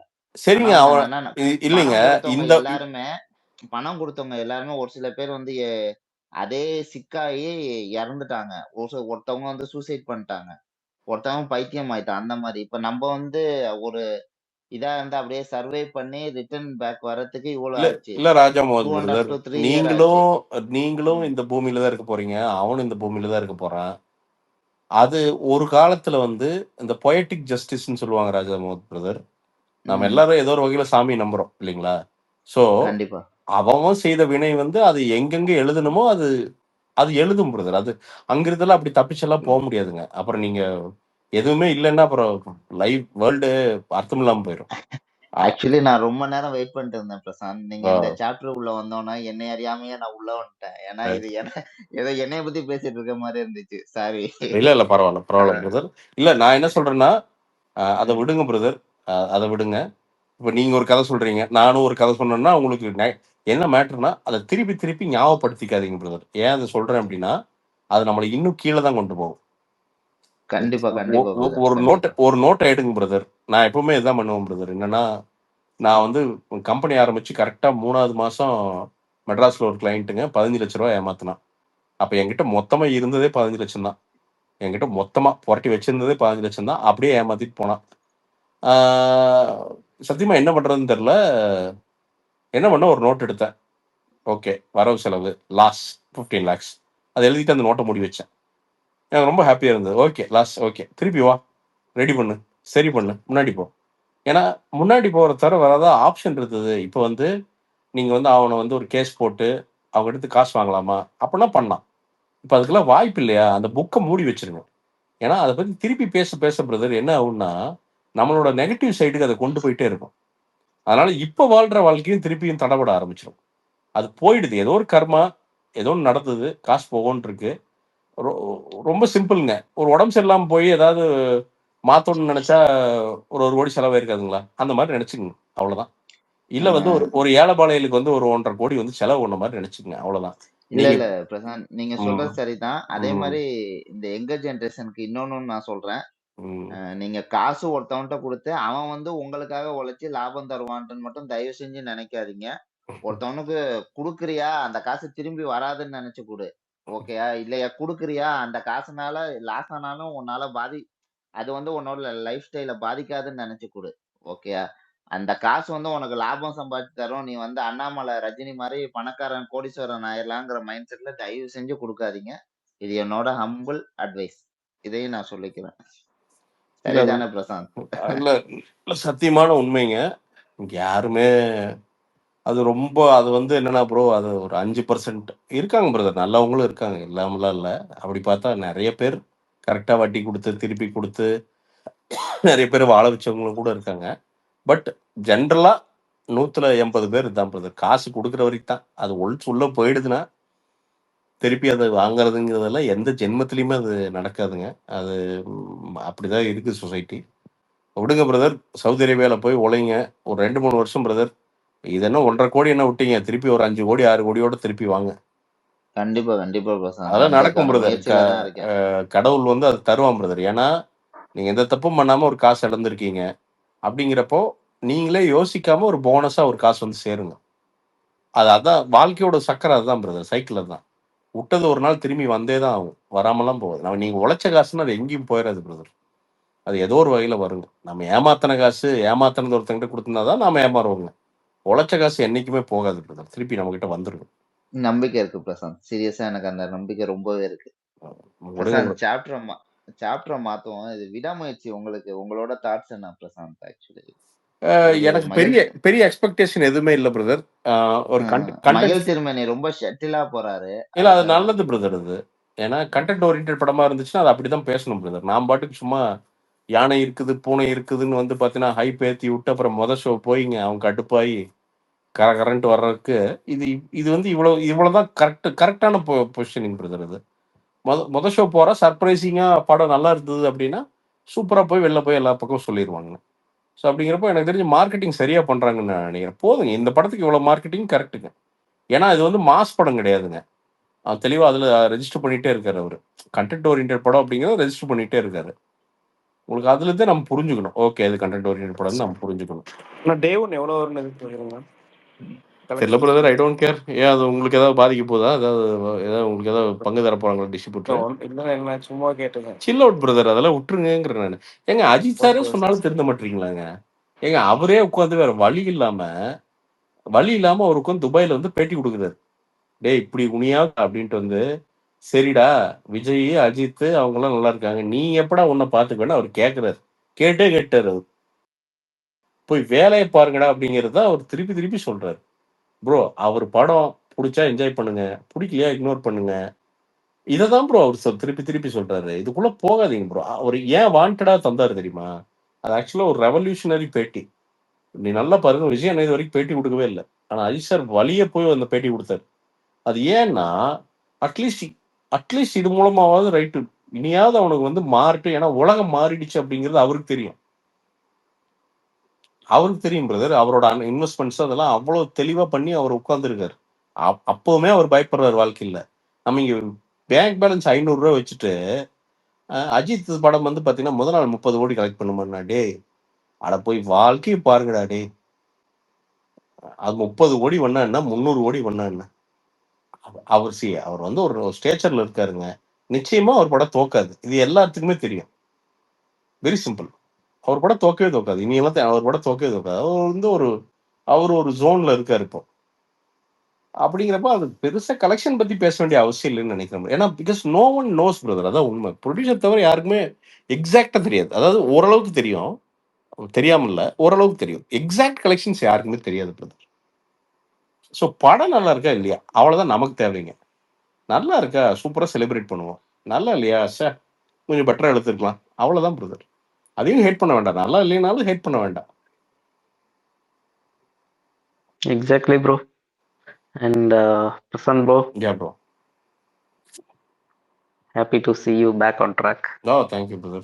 Thank you. I have to go, brother. ஏன்னா எல்லாம் we have responsibilities, right, brother? ஒரு நமக்கு டிராவல் போயிட்டு வாங்க பிரசாந்த். கொஞ்சம் டிப்ரெஷனா இந்த மாதிரி இருக்கும்போது ஒரு டிராவல் போயிட்டு ஐயா வாங்க. அதெல்லாம் ஒண்ணும் இல்லைங்க. ஒரு டிப்ரெஷன் இல்ல ராஜா. அதெல்லாம் ஒண்ணும் இல்ல பிரதர். என்ன பிரதர் டிப்ரெஷன்? நமக்கு என்ன ஆயிப்போச்சு? எல்லாரும் இல்ல இல்ல எல்லாரும் ஒரு காலத்துல உங்களை ரெஃப்ரெஷ் பண்றது இல்ல கொஞ்சம் அது அது கரெக்டா உண்மை இருக்கும், பிரதர். அதுக்காக சொல்றேன். நான் போனா ஏன்னா அதை நான் வந்து ரியலைஸ் பண்ணேன், அதுக்காக இல்ல நான் இல்ல சொல்றேன். புரியுது ப்ரோ. எனக்கு உண்மையாலுமே எனக்கு போகணும்னு ஆசை. எனக்கு என்னன்னா ஒரு புத்திஸ்ட் மொனாஸ்ட்ரிக்கு போயிட்டு எனக்கு என்னமோ இப்போ ரீசெண்டா அந்த புத்திசம் அது ரொம்ப பிடிச்சிருக்குது. அது போயிட்டு ஒரு ஒரு புத்திஸ்ட் மொனாஸ்ட்ரி போய் ஒரு வாரம் உட்காந்துட்டு அந்த மந்திரம் எல்லாம் எப்படி ஓதுறாங்க இதெல்லாம் பார்க்கணும்னு எனக்கு ஆசை சீரியஸா. பட்டு என்ன மேட்டர்னா I cannot afford that right no. என்னோட பொறுப்புகள் அதுக்கு மேல இருக்கு ப்ரோ. வீடு வந்து முடிக்க போறாங்க, அதுக்கு நான் இங்கே உட்காரணும். வரவு செலவு கரெக்டாக வரவு வந்தால் தான் செலவு பண்ண முடியும். ஸோ இது இந்த பொறுப்புகள் இருக்கிறங்காட்டிக்கு அதை நான் ரொம்ப ஹாப்பியாக ஏற்றுக்கிறேன் பிரதர் நான். ஏன்னா அது அப்படிதான் இருக்கும் பிரதர். அவ்வளோ ஈஸியாலாம் லைஃப் ஒரு பையனோட லைஃப் இருந்துடக்கூடாது brother. There should be a story brother. நாளைக்கு எனக்கு ஒரு பையனோ பொண்ணோ இருக்கும்போது நான் நாளைக்கு வந்து ஒரு கதை நான் சொல்கிறப்போ அப்பா இப்படி தாண்டா வந்தேன், இவ்வளோ சிரமம் இருந்துச்சுடா அப்படின்னு சொல்கிறக்கு ஒரு கதை இருக்கணும். அப்படி இல்லாமல் அப்படியே ஈஸியாக அப்படியே ஜாலியாக படுத்துக்கின்னு வாழ்க்கையில் எனக்கு வந்து ரொம்ப டிப்ரெஷனாக இருக்குது உடனே ட்ராவல் போகிறேன்னா அது காசு நான் தான் கொடுத்துக்கணும். அதுக்கு எனக்கு எவன் தரப்போகிறான்? அதுக்கு நான் தான் செலவு பண்ணணும். அதனால எவனும் வரல. இப்போ எல்லாம் நடந்தது பிரதர். துக்க காரியம் நடந்தது 16 நாள் எங்கள் ஊர்லலாம்.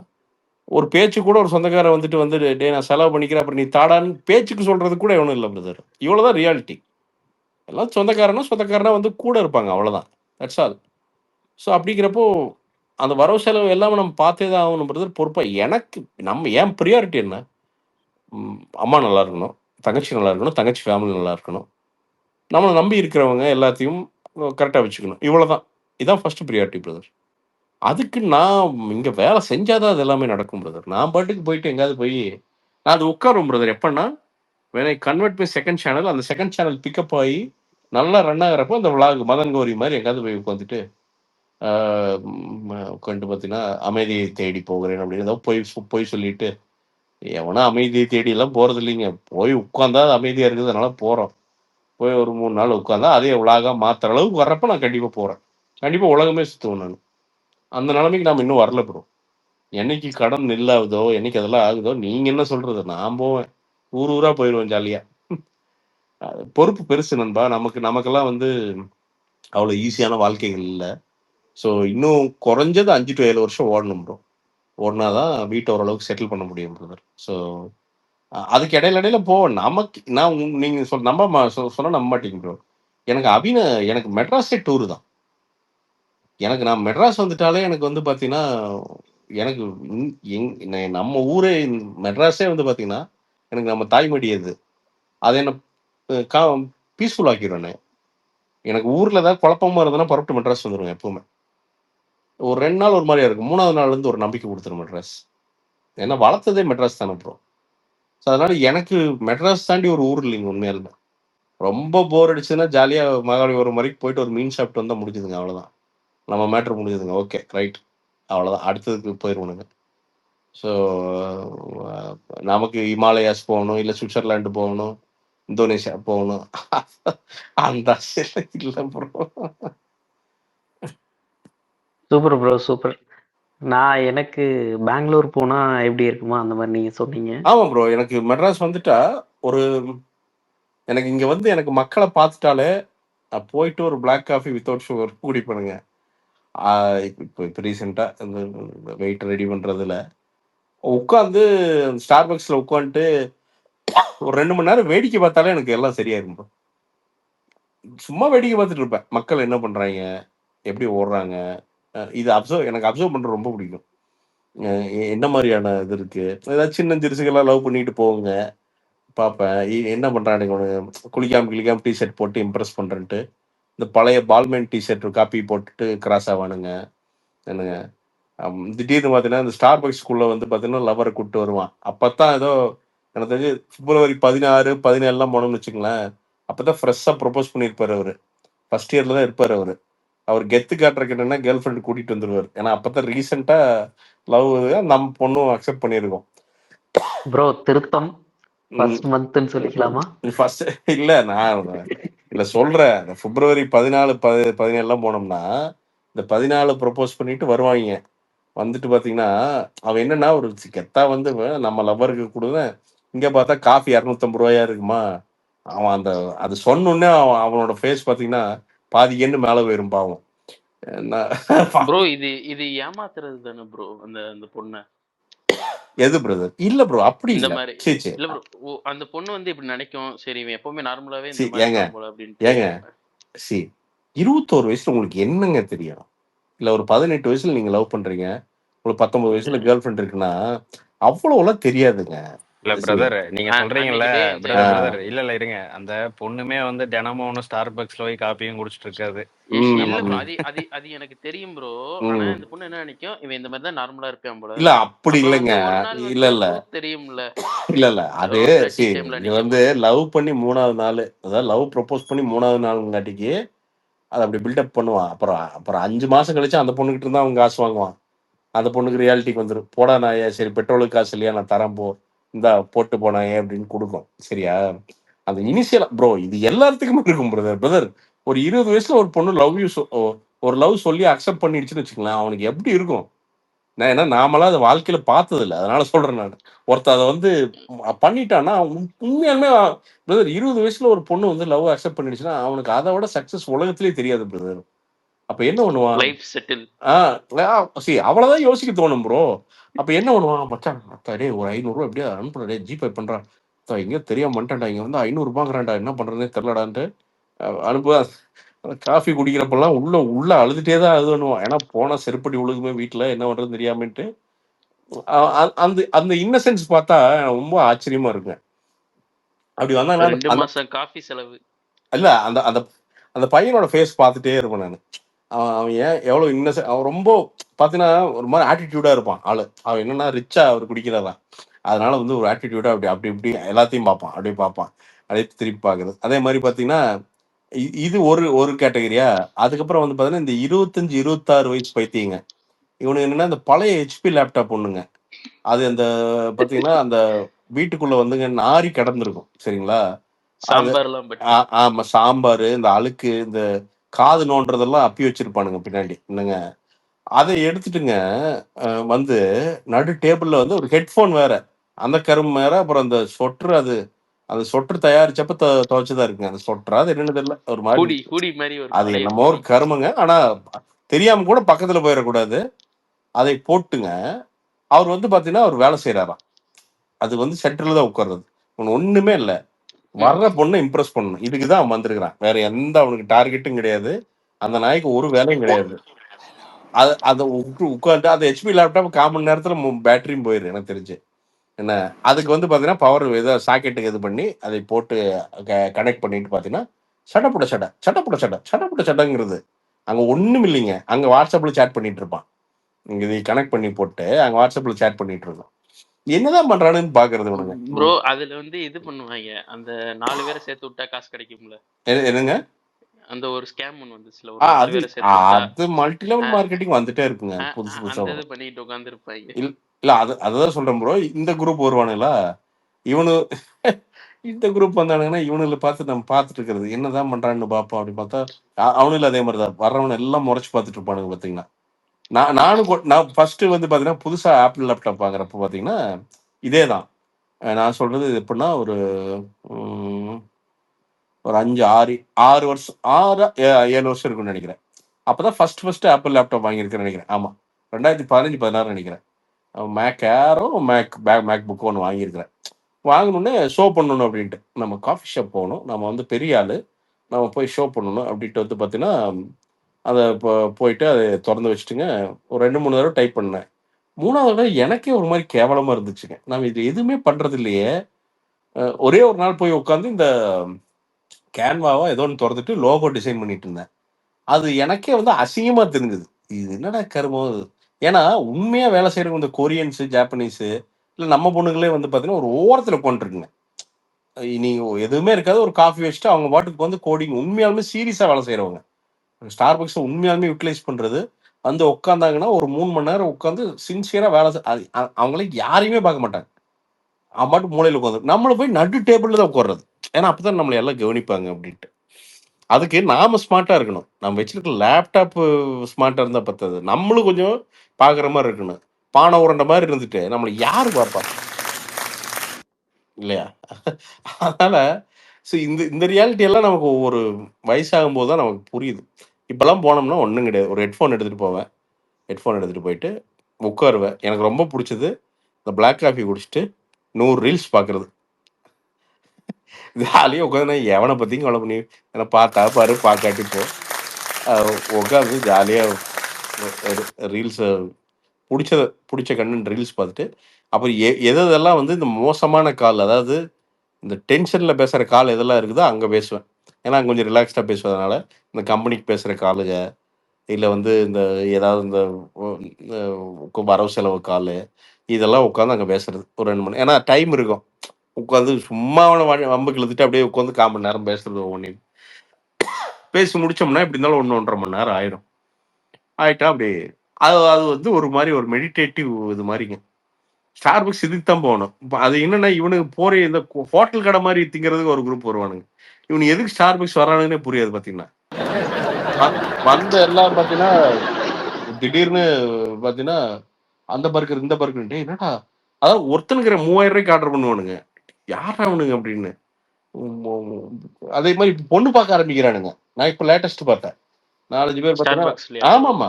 நான் இதே நம்ம முன்னாடி கோயிலுக்கு தானே ப்ரோ போய் உட்கார்ந்துட்டு இருந்தாங்க. ஐயா இப்போ வரானுங்க. நான் அன்னைக்கு உட்காந்துட்டு இருந்தா ஒருத்தன் வந்தா உள்ள இருந்து அங்க கோயம்புத்தூர்லயா இல்ல அவ இல்ல இங்கேங்க நம்ம விஆர்ல அவருதாங்க அவர் ஆமா அவருதாங்கன்ட்டு இருந்தான். யாரா அவருதாங்கன்னா பொண்ணு இந்த பக்கம் அந்த பக்கம் கண்ணாடி பார்த்து திரும்பிட்டு இருந்தது. அப்புறம் இங்க ஒருத்தன் காலர்ல சட்டு பட்டன் போட்டு வந்தான்.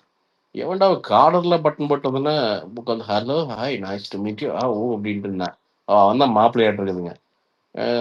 ஸோ இதெல்லாம் நடக்குது. இப்போ ஸ்டார்பக்ஸ்ல நீ எல்லாமே உனக்கு கல்யாணம் நடந்தாலும் ரெஜிஸ்டர் கூட்டிட்டு வந்து கல்யாணம் பண்ணாலும் பண்ணுவானு நினைக்கிறேன் எனக்கு தெரிஞ்சு. அது ரொம்ப மஸ்டா ப்ரோ. இந்த பொண்ணு பார்க்கும் போது இந்த ஒரு மாதிரி டக்கின் பண்ணி ரொம்ப ஃபார்முலா. சரி நண்பா, நமக்கு அதில் ஏதாவது வாழ்க்கையில் நண்பா ஏதாவது நல்லது நடந்து நல்லதெல்லாம் நடந்த மாதிரி இருந்தது அதெல்லாம் போயிடுது. தெரியல அது அது ஒரு மாதிரி இம்ப்ரெஸ் பண்றதுக்கு தெரியல. அதுக்கெல்லாம் ஒல்லியா இருக்கணும்ல டக்கின் பண்றதுக்கு. இப்போ நாமளாம் அந்த டிபார்ட்மெண்ட்டே இல்லை உனக்கு புரியுதா? ஸோ அதனால நமக்கு அதுக்கு இல்ல அதுதான் சொல்றேன். இப்போ அதுக்கு வந்து ஒல்லியா இருக்கணும், ஸ்மார்ட்டா இருக்கணும். அவன் கவலைப்படணும். நாம எதுக்கு அதை பத்தி கவலைப்படணும்? வி ஷேப் வச்சிருக்கணும்.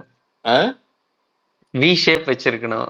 வி ஷேப் எங்க இருக்குது? அதான் வீணு வேணா வரைஞ்சிட்டு வேணா போலாம் வயிற்றுல. இல்ல அதான் வி ஷேப் வச்சிருந்தா டக்கின் பண்றதுல ஒரு இது இருக்கு. இல்லன்னா இதெல்லாம் தான் கடிக்கிட்டு போகணும். நிறைய இல்ல என்னோடது நிறைய வி சேர்ந்து யூ ஆயிடுது. எல்லாத்துக்கும் உண்டானதுதான். நம்ம எல்லாத்துக்கும் உண்டானதுதான். யார் அது இது போட்டிருக்கிறது? யார அவனுக்கு ஸ்டாண்ட் அப் காமெடி மாதிரி பண்ணிட்டு இருக்கானுங்க. டேய் யாரோ ஒரு சும்மா எவன்டா அவர் டிஜே வேலை பார்த்துட்டு இருக்கிறது? டேய் யாரோ ஸ்பேஸ் ரெக்கார்ட் பண்ணி தனியா சேல் பண்றாங்க. நான் பெரிய டிஜே பிளாக் நினைப்பு உட்காந்து சிரிப்பு கைதட்டல். ப்ரோ இன்னொரு விஷயம் நான் இந்த இடத்துல சொல்லணும்னு நினைக்கிறேன். நானு இங்க வந்துட்டு டார்கரியன், பேரன்சன், இங்க ராபின்சன் இருந்தாரு முன்னாடி. இவங்களெல்லாம் ரொம்ப நாளுக்கு அப்புறம் ஸ்பேஸ்ல பாக்குறேன். ரொம்ப சந்தோஷம். Super super. இல்ல ரொம்ப சந்தோஷமா இருக்கு. இவங்க எல்லாம் ஆக்சுவலா அவங்க எல்லாம் அங்க டைம் பாஸ்க்கு வருவாங்க. ஸோ ரொம்ப நாள் ஆச்சு இவங்களை எல்லாம் பார்த்து. ரொம்ப சந்தோஷமா இருக்கு.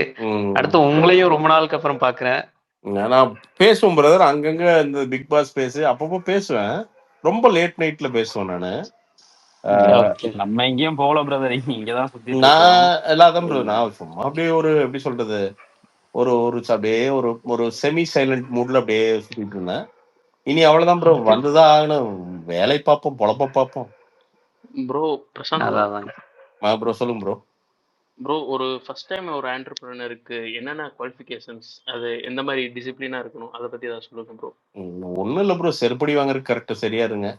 அது எப்படி அவ்வளவுதான் ப்ரோ. டிசிப்ளின்லாம் ஒண்ணும் தேவை இல்லைங்க.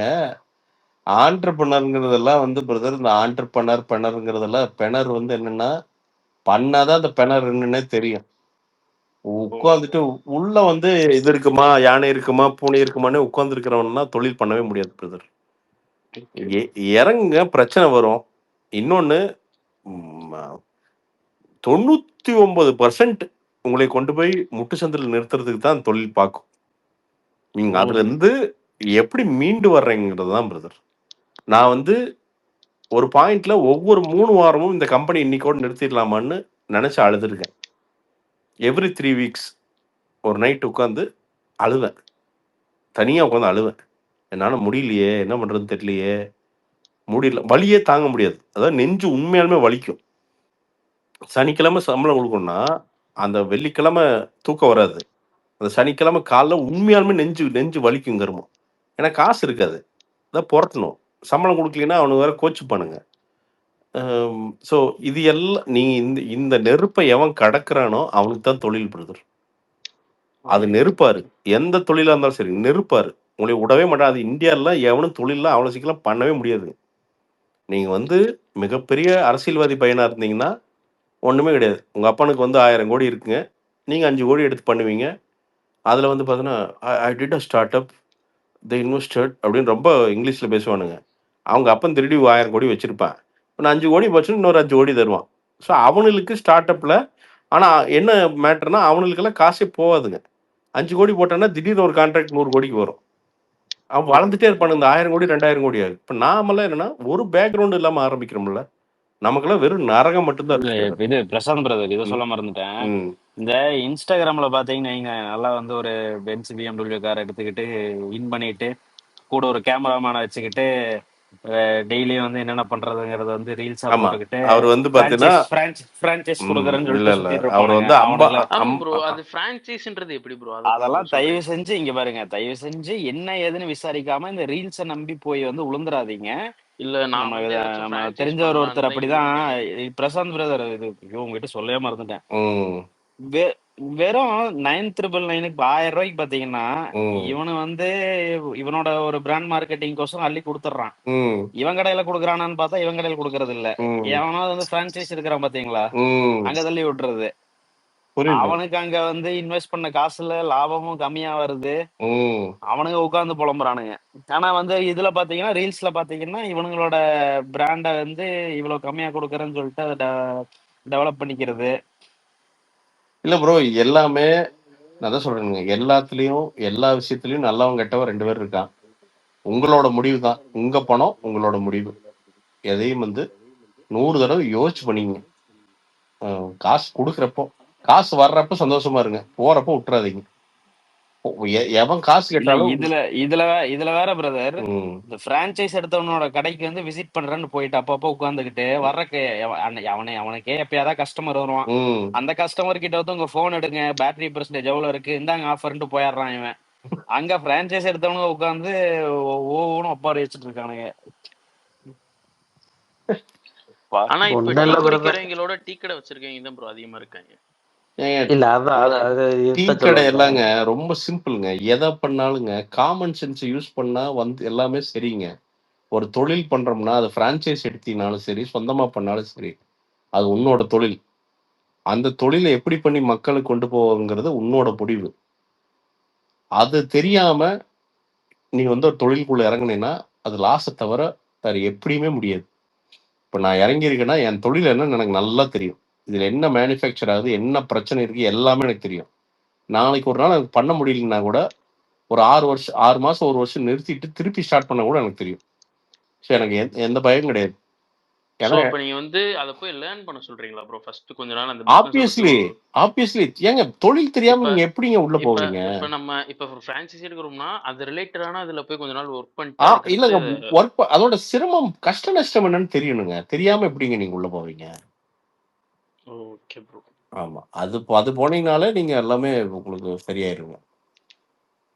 ஓகே கரெக்டா சொன்னீங்க பிரதர். என்னன்னா இப்ப இன்னைக்கு எல்லாம் பிரான்சைஸ் வாங்கி வச்சிடுறாங்க. கடைசியா அவங்க மாஸ்டர் கிடைக்காம டீ ஆத்துறது அந்த பிரான்சைஸ் எடுத்தவங்களே பண்ணிட்டு இருக்காங்க. அதுக்கு இவனே ஒரு டீ கடை போட்டு ஆத்தலாமே. இதுக்கு வந்து இவங்களே போட்டு ஆத்திருந்தா என்ன பிரதர் பிரதர் இது இவங்களே போட்டு ஆத்திருந்தா கூட அவங்களுக்கு அந்த பிரான்சைஸ் கொடுத்த பிரீமியம் வந்துட்டு பிரதர் இல்லாம அது கூட இருந்திருக்கும். இல்ல பிரதர், ரொம்ப சிம்பிள். ஒரு டீ கடை வைக்கிறேன்னா கொஸ்டின் ஒன்னே ஒண்ணுதான். டிஸ்டர்ப் ஆகுது, மைக் மீட் பண்றீங்களா? கச்சக்குங்குது. ஓகே, சி ஒரு தொழில் பண்றீங்கன்னா ரொம்ப simple. What value you are adding to your customer? அவனோட எந்த ப்ராப்ளத்துக்கு நீ சொல்யூஷன் தரும்? இந்த கேள்வி உங்களால பதில் சொல்ல முடியலன்னா அது தொழில் இல்லைன்னு அர்த்தம். இப்போ வாட் ப்ராப்ளம் ரோசவுத் is solving to the customer? Customer has a problem of getting substandard items for high prices. The goal of the problem that Roadsouth will solve சரி ப்ரோ is ப்ரோ நான் ஒரே ஒரு கேள்வி மட்டும் கேட்டுக்கிறேன் ப்ரோ. உங்ககிட்ட ஒரே ஒரு கேள்வி இருங்க, பேசி முடிச்சுக்கலாங்களா? யாருங்க அது? பேசுங்க. இல்ல யாருங்க சொல்லுங்க. இல்ல நான் தான் பிரவீன் சோலை பிரவீன். இருப்பா, பேசிட்டு இருக்கிறீங்களாப்பா, அந்த காமன் சென்ஸ் கூட இல்லையா? பேசுங்க. கோட் சூட் எல்லாம் போட்டு சைட்ல திரும்பிட்டு நிக்கிற. கரெக்ட் தான் ப்ரோ, நீங்க பேசுங்க. இல்ல சண்டைக்கு வரேன்னா நான் கூட பேசவே இல்லை, ஆள விடு. உனக்கு புரியுதா? இல்ல நீ இல்ல இந்த விதண்டாவாத பேசுறேன்னா நான் கூட பேசவே விரும்பல. எனக்கு ஒன்னும் தேவையும் கிடையாது உன் கூட பேசணும்னு. தெளிவா புரியுதா? நான் என்ன சொல்றேன், இல்லப்பா இல்லப்பா இல்லப்பா இல்ல உன் ஆட்டிடியூடே எனக்கு பிடிக்கல, கேள்வியே கேட்க வேணாம், ஃப்ரீயா விட்டுரு. பிரவீன் ப்ரோ கொஞ்ச நேரம் இருங்க ப்ரோ, இந்த அவர் பேசிட்டோம். இல்ல ரொம்ப சிம்பிளா சொல்லிட்டேன்பா, உன் ஆட்டிடியூடே எனக்கு பிடிக்கல. நான் வந்து எனக்கு பதில் சொல்ற ஐடியாவும் இல்லை, ஃப்ரீயா விட்டுரு. இல்ல நீங்க பேசி முடிச்சு இல்ல நீ நான் முடிச்சாலும் சரி, நான் போனாலும் சரி, வந்தாலும் சரி, ரொம்ப தெளிவா உங்ககிட்ட சொல்லிட்டேன். எனக்கு உன் ஆட்டிடியூடே பிடிக்கல, எனக்கு பதில் சொல்லவும் விருப்பம் இல்ல. கேள்வி கேட்கல, நீங்க பேசுங்க. கேள்வியே கேட்கல. அது நீ சொல்லாதப்பா, பேசுவோம். ஓகே, அந்த டாபிக் முடிஞ்சதா? ரைட். இப்போ இல்ல அதான், இப்போ என்ன ப்ராப்ளமை நம்ம சால்வ் பண்றோம் அதோட தெளிவு. இப்போ என் பிஸ்னஸ் இருக்குன்னா என்ன ப்ராப்ளம் அது சால்வ் பண்ணுதுன்னா, ரொம்ப ஹை காஸ்ட்டுக்கு சப்ஸ்டாண்டர்ட் பொருள் விற்கிறாங்க எல்லா பக்கமும், எனக்கு தெரியும். அதோட பேசிக்கு போய் அதை சரி பண்ணி தேவையில்லாத ஓவர் ஹெட்ஸ் கட் பண்ணாலே மேனுஃபேக்சரிங் காஸ்ட் கம்மி பண்ணலாம். கம்மி பண்ணி அந்த அதோட பெனிஃபிட்டை கஸ்டமருக்கு கொடுத்து நல்லது கொடுத்து ஒரு டீசெண்டான லாபத்தில் ஒரு தொழில் நடத்தணும். இதுதான் என்னோட பர்பஸ். ஸோ இப்படி எல்லா தொழிலுக்கும் ஒரு பர்பஸ் இருந்தால் மட்டும்தான் நீங்கள் அந்த தொழிலையே பண்ண முடியும். என்னன்னா இப்போ டீ கடை வைக்கிறேன்னா எல்லாருக்கிட்ட டீ கடை வச்சிருக்கான். உன் டீ கடை என்ன பண்ணும்? டீ கடை வைக்கிறது பிரச்சனையே கிடையாது, தாராளமாக வை.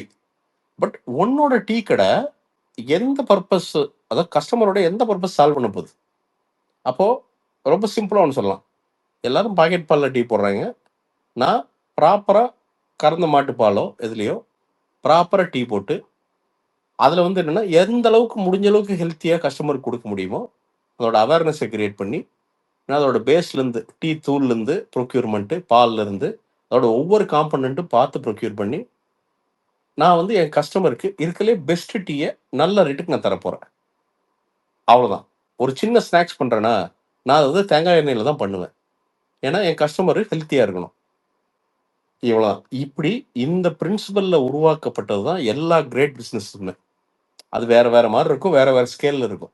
பட் பெரிய பிஸ்னஸ் எல்லாருமே இந்த இந்த பிரின்சிபலில் தான் உருவாக்கப்பட்டதுங்க. இது உங்களுக்கு தெரியாமல் நீங்கள் ஒரு தொழிலை வந்து நீங்கள் மொட்டையை எடுத்து நடத்துறீங்களோ இல்லை வந்து உருவாக்குறீங்களோ அப்படின்னா பர்பஸ் இல்லாத தொழில் வந்து ரொம்ப நாள் உங்களுக்கு லாஞ்சிட்டிவிட்டி வராதுங்க. இல்லை உங்களுக்கு வந்து ஒரு எப்படி சொல்கிறது, மன நிம்மதி இருக்காதுங்க. அந்த தொழில் பண்ணும்போது ஒரு பேசிக் மன நிம்மதி இருக்காதுங்க. இப்போ எனக்கு வந்து என்னென்னா என் தொழில் வந்து நாளைக்கு ஜெயிக்குதோ பெருசாகலையோ அதை பற்றி இல்லை. இது வரைக்கும் சூப்பராக என் கஸ்டமர் நான் சர்வ் பண்ணியிருக்கேன். நிறைய பேர் மனசார நான் வாழ்த்திருக்காங்க. எனக்கு அதுதான் என் பிஸ்னஸோட மிகப்பெரிய லாபம்னு நான் நினைக்கிறேன். அது ஏதோ ஒரு வழியில் எனக்கு ஒரு ப்ராஃபிட்டை கொண்டு வந்து என் லைஃப்பில் அந்த ப்ராஃபிட்டை கொண்டு வந்து சேர்க்கணும்னு நான் நம்புகிறேன். அவ்வளோதான். எல்லாமே காசு கிடையாதுங்க. காசு வேணும் தான், பட் எல்லாமே காசு கிடையாது. அந்த வைப்ரேஷன்ஸுங்க. அவங்க ஒருத்தர் சாப்பிட்டு ஒரு டீ ஒன்று குடிக்கிறீங்கன்னு வச்சுக்கோங்களேன், சூப்பராக நல்ல பாலில் போட்டிருக்கீங்க, அளவாக கொடுக்குறீங்க, சூப்பர் டீ, ஐயோ நல்லா அறியா அப்படின்னு அவன் அறியாமல் வாழ்த்திட்டு போகிறான் பாருங்க, முடிஞ்சது, அவ்வளோதான், உங்கள் பிஸ்னஸ் ஜெயிச்சிருச்சுன்னு அர்த்தம். நீங்களே ஒரு நாள் க்ளோஸ் பண்ணி 6 மாதம் கழித்து கடை திறந்தாலும் அங்கே ஒரு 4 கஸ்டமர் உங்களுக்கு கண்டிருப்பான். ஏன்னா நான் அதுதான் ரொம்ப நம்புகிறேன்.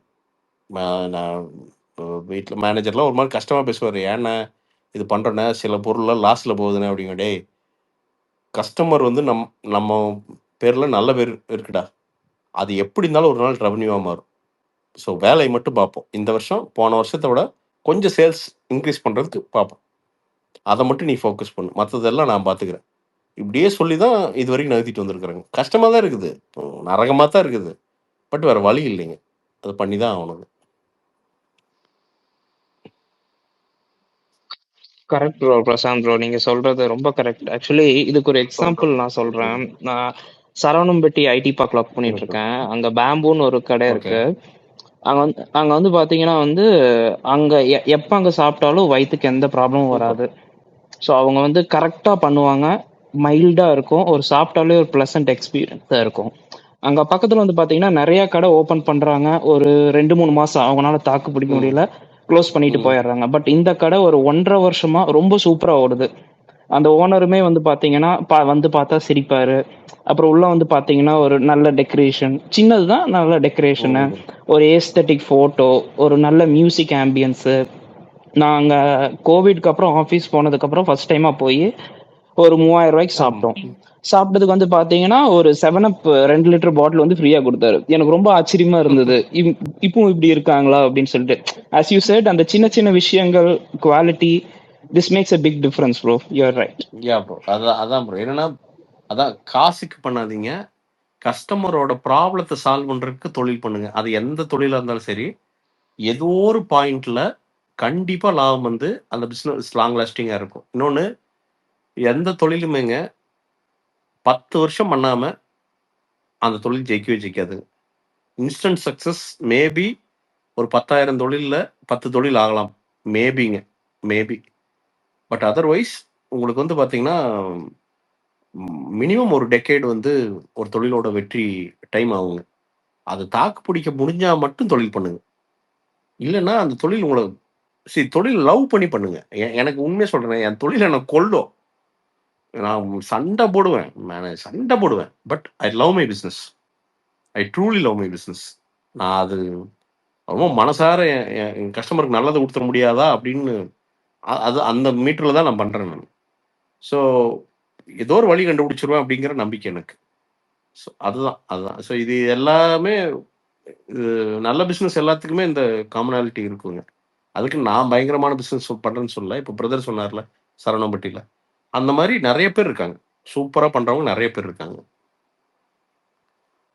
ப்ரோ உங்ககிட்ட இன்னொன்று கேட்கணும். இப்போ நீங்க இவ்வளோ எண்ட் கஸ்டமருக்கான இதே பண்ணிட்டு இருக்கீங்க. மேபி இந்த தேர்ட் பார்ட்டிக்கு வந்துட்டு பண்ணுவாங்கல்ல, அந்த செகண்ட் கிரேட், தேர்ட் கிரேட், அந்த மாதிரி நீங்க எதுவும் உங்களுக்கு அப்ரோச் வந்துச்சா, இல்லை நீங்க எதுவும் பண்ணலையா? பாருது பிரதர், ஏன்னா உங்க எண்ட் யூசர்ஸ்க்கு வந்துட்டு நீங்க வந்துட்டு ட்ரூவா இருக்கணும்னு நினைக்கிறீங்க. பட் அதே சமயம் அந்த வந்ததுன்னா பண்ணி தரலாம் பிரதர், பண்ணி தரலாம். ஒரு நல்ல அந்த மாதிரி ஏதாச்சும் இருக்கான்னு தெரிஞ்சுக்க விரும்புறேன். இல்ல பிரதர், நல்ல ஆட்கள் வந்தா பண்ணி தரலாம் பிரதர், நல்ல ஆட்கள் வந்தால் அவ்வளவுதான். இப்போ கூட ஜாப் ஆர்டர் கேட்டிருக்கோம், ஜஸ்ட் ஸ்டிச்சிங் மட்டும் பண்ணி தரதுக்கு கேட்டிருக்கோம் ஒரு இடத்துல. இது எதுக்குமே நாம ரெஸ்பான்சிபிலிட்டி, ஜஸ்ட் ஸ்டிச் பண்ணி அதுக்கு மட்டும் ஒரு ப்ரைஸ் வாங்கிட்டு தரதுக்கு கேட்டிருக்கோம். இது எல்லாமே என்ன ஆகுதுன்னா பிரதர், ஒரு பாயிண்ட்ல நம்மளை ஏமாத்த ஆரம்பிச்சிடுறாங்க ப்ரோ. ஒரு 2 மாசம் நல்லா இருக்காங்க, அப்புறம் 3ஆவது மாசம் பேமெண்ட் லேட் ஆகுது, அப்புறம் பார்த்தீங்கன்னா நம்ம காசுல அவன் டான்ஸ் ஆடிட்டு இருக்கான், இது நடக்குது.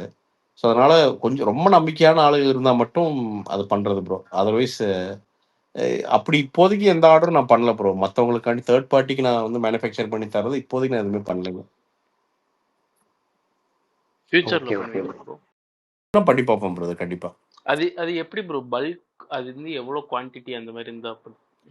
பல்கா தான், பல்க்குன்னு இல்லை ப்ரோ, நீங்க அது பிரைசிங் பொறுத்து தான் பிரதர். இப்போ அவங்க எனக்கு அந்த மாடல், ஆமா, அவங்க என்ன கேட்குறாங்க, அது என்ன குவான்டிட்டி. இப்போ குவான்டிட்டி கம்மியாக கேட்குறாங்கன்னா ப்ரைஸ் ஜாஸ்தியாகும், குவான்டிட்டி ஜாஸ்தியாக கேட்குறாங்கன்னா ப்ரைஸ் கம்மியாகும். ஸோ அப்போ அந்த சுச்சுவேஷன்ல என்னவோ அதுக்கேற்ற மாதிரி நம்ம கோட் பண்ணி ஓகே பண்றது ப்ரோ.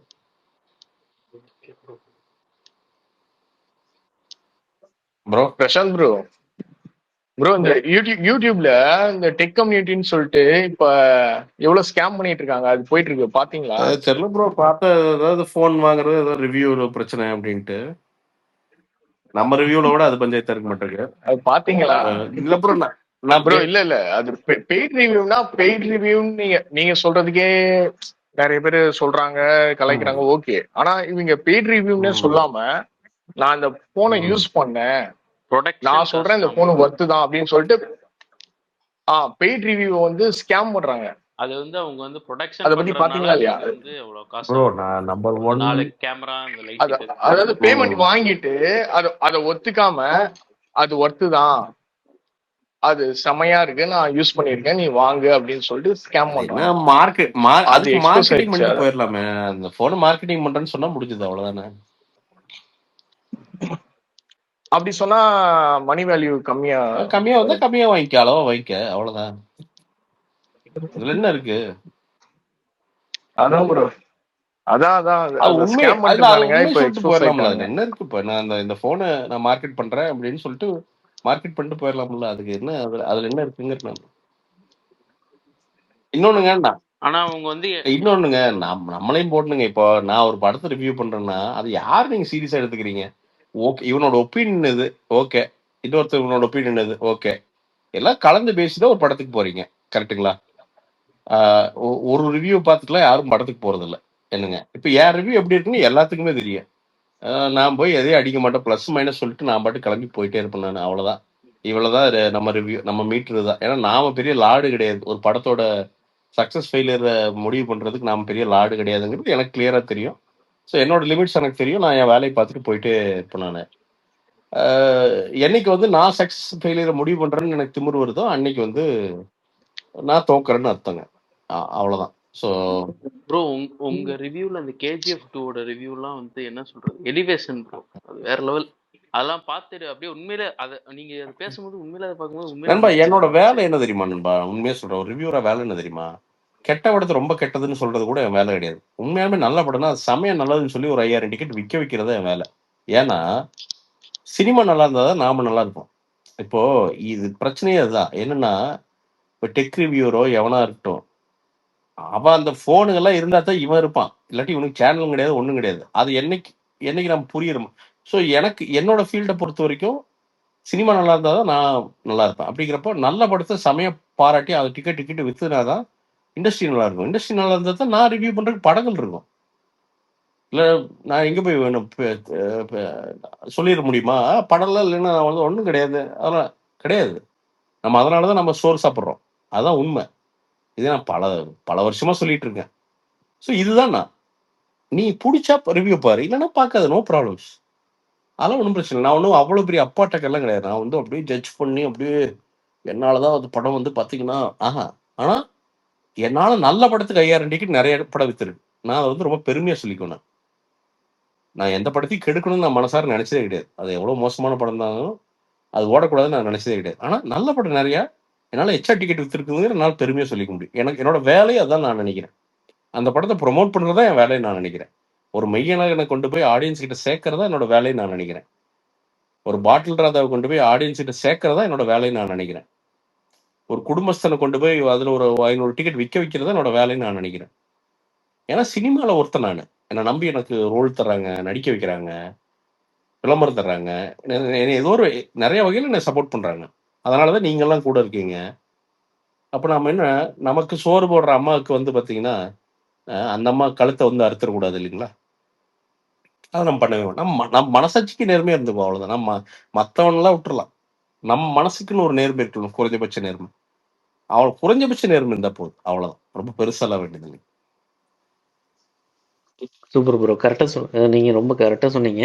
அதாவது இப்போ எப்படின்னா, இப்போ ஒரு ரிவ்யூனா ஒரு ரிவ்யூ பார்த்துட்டு போகிற ஆடியன்ஸ் வந்துட்டு ஒரு ரிவ்யூ பார்த்துட்டு போகிறது எல்லா ரிவ்யூ, நிறையா ரிவ்யூ, அட்லீஸ்ட் 2 ரிவ்யூ ஆச்சு பார்த்துட்டு போகிறாங்க.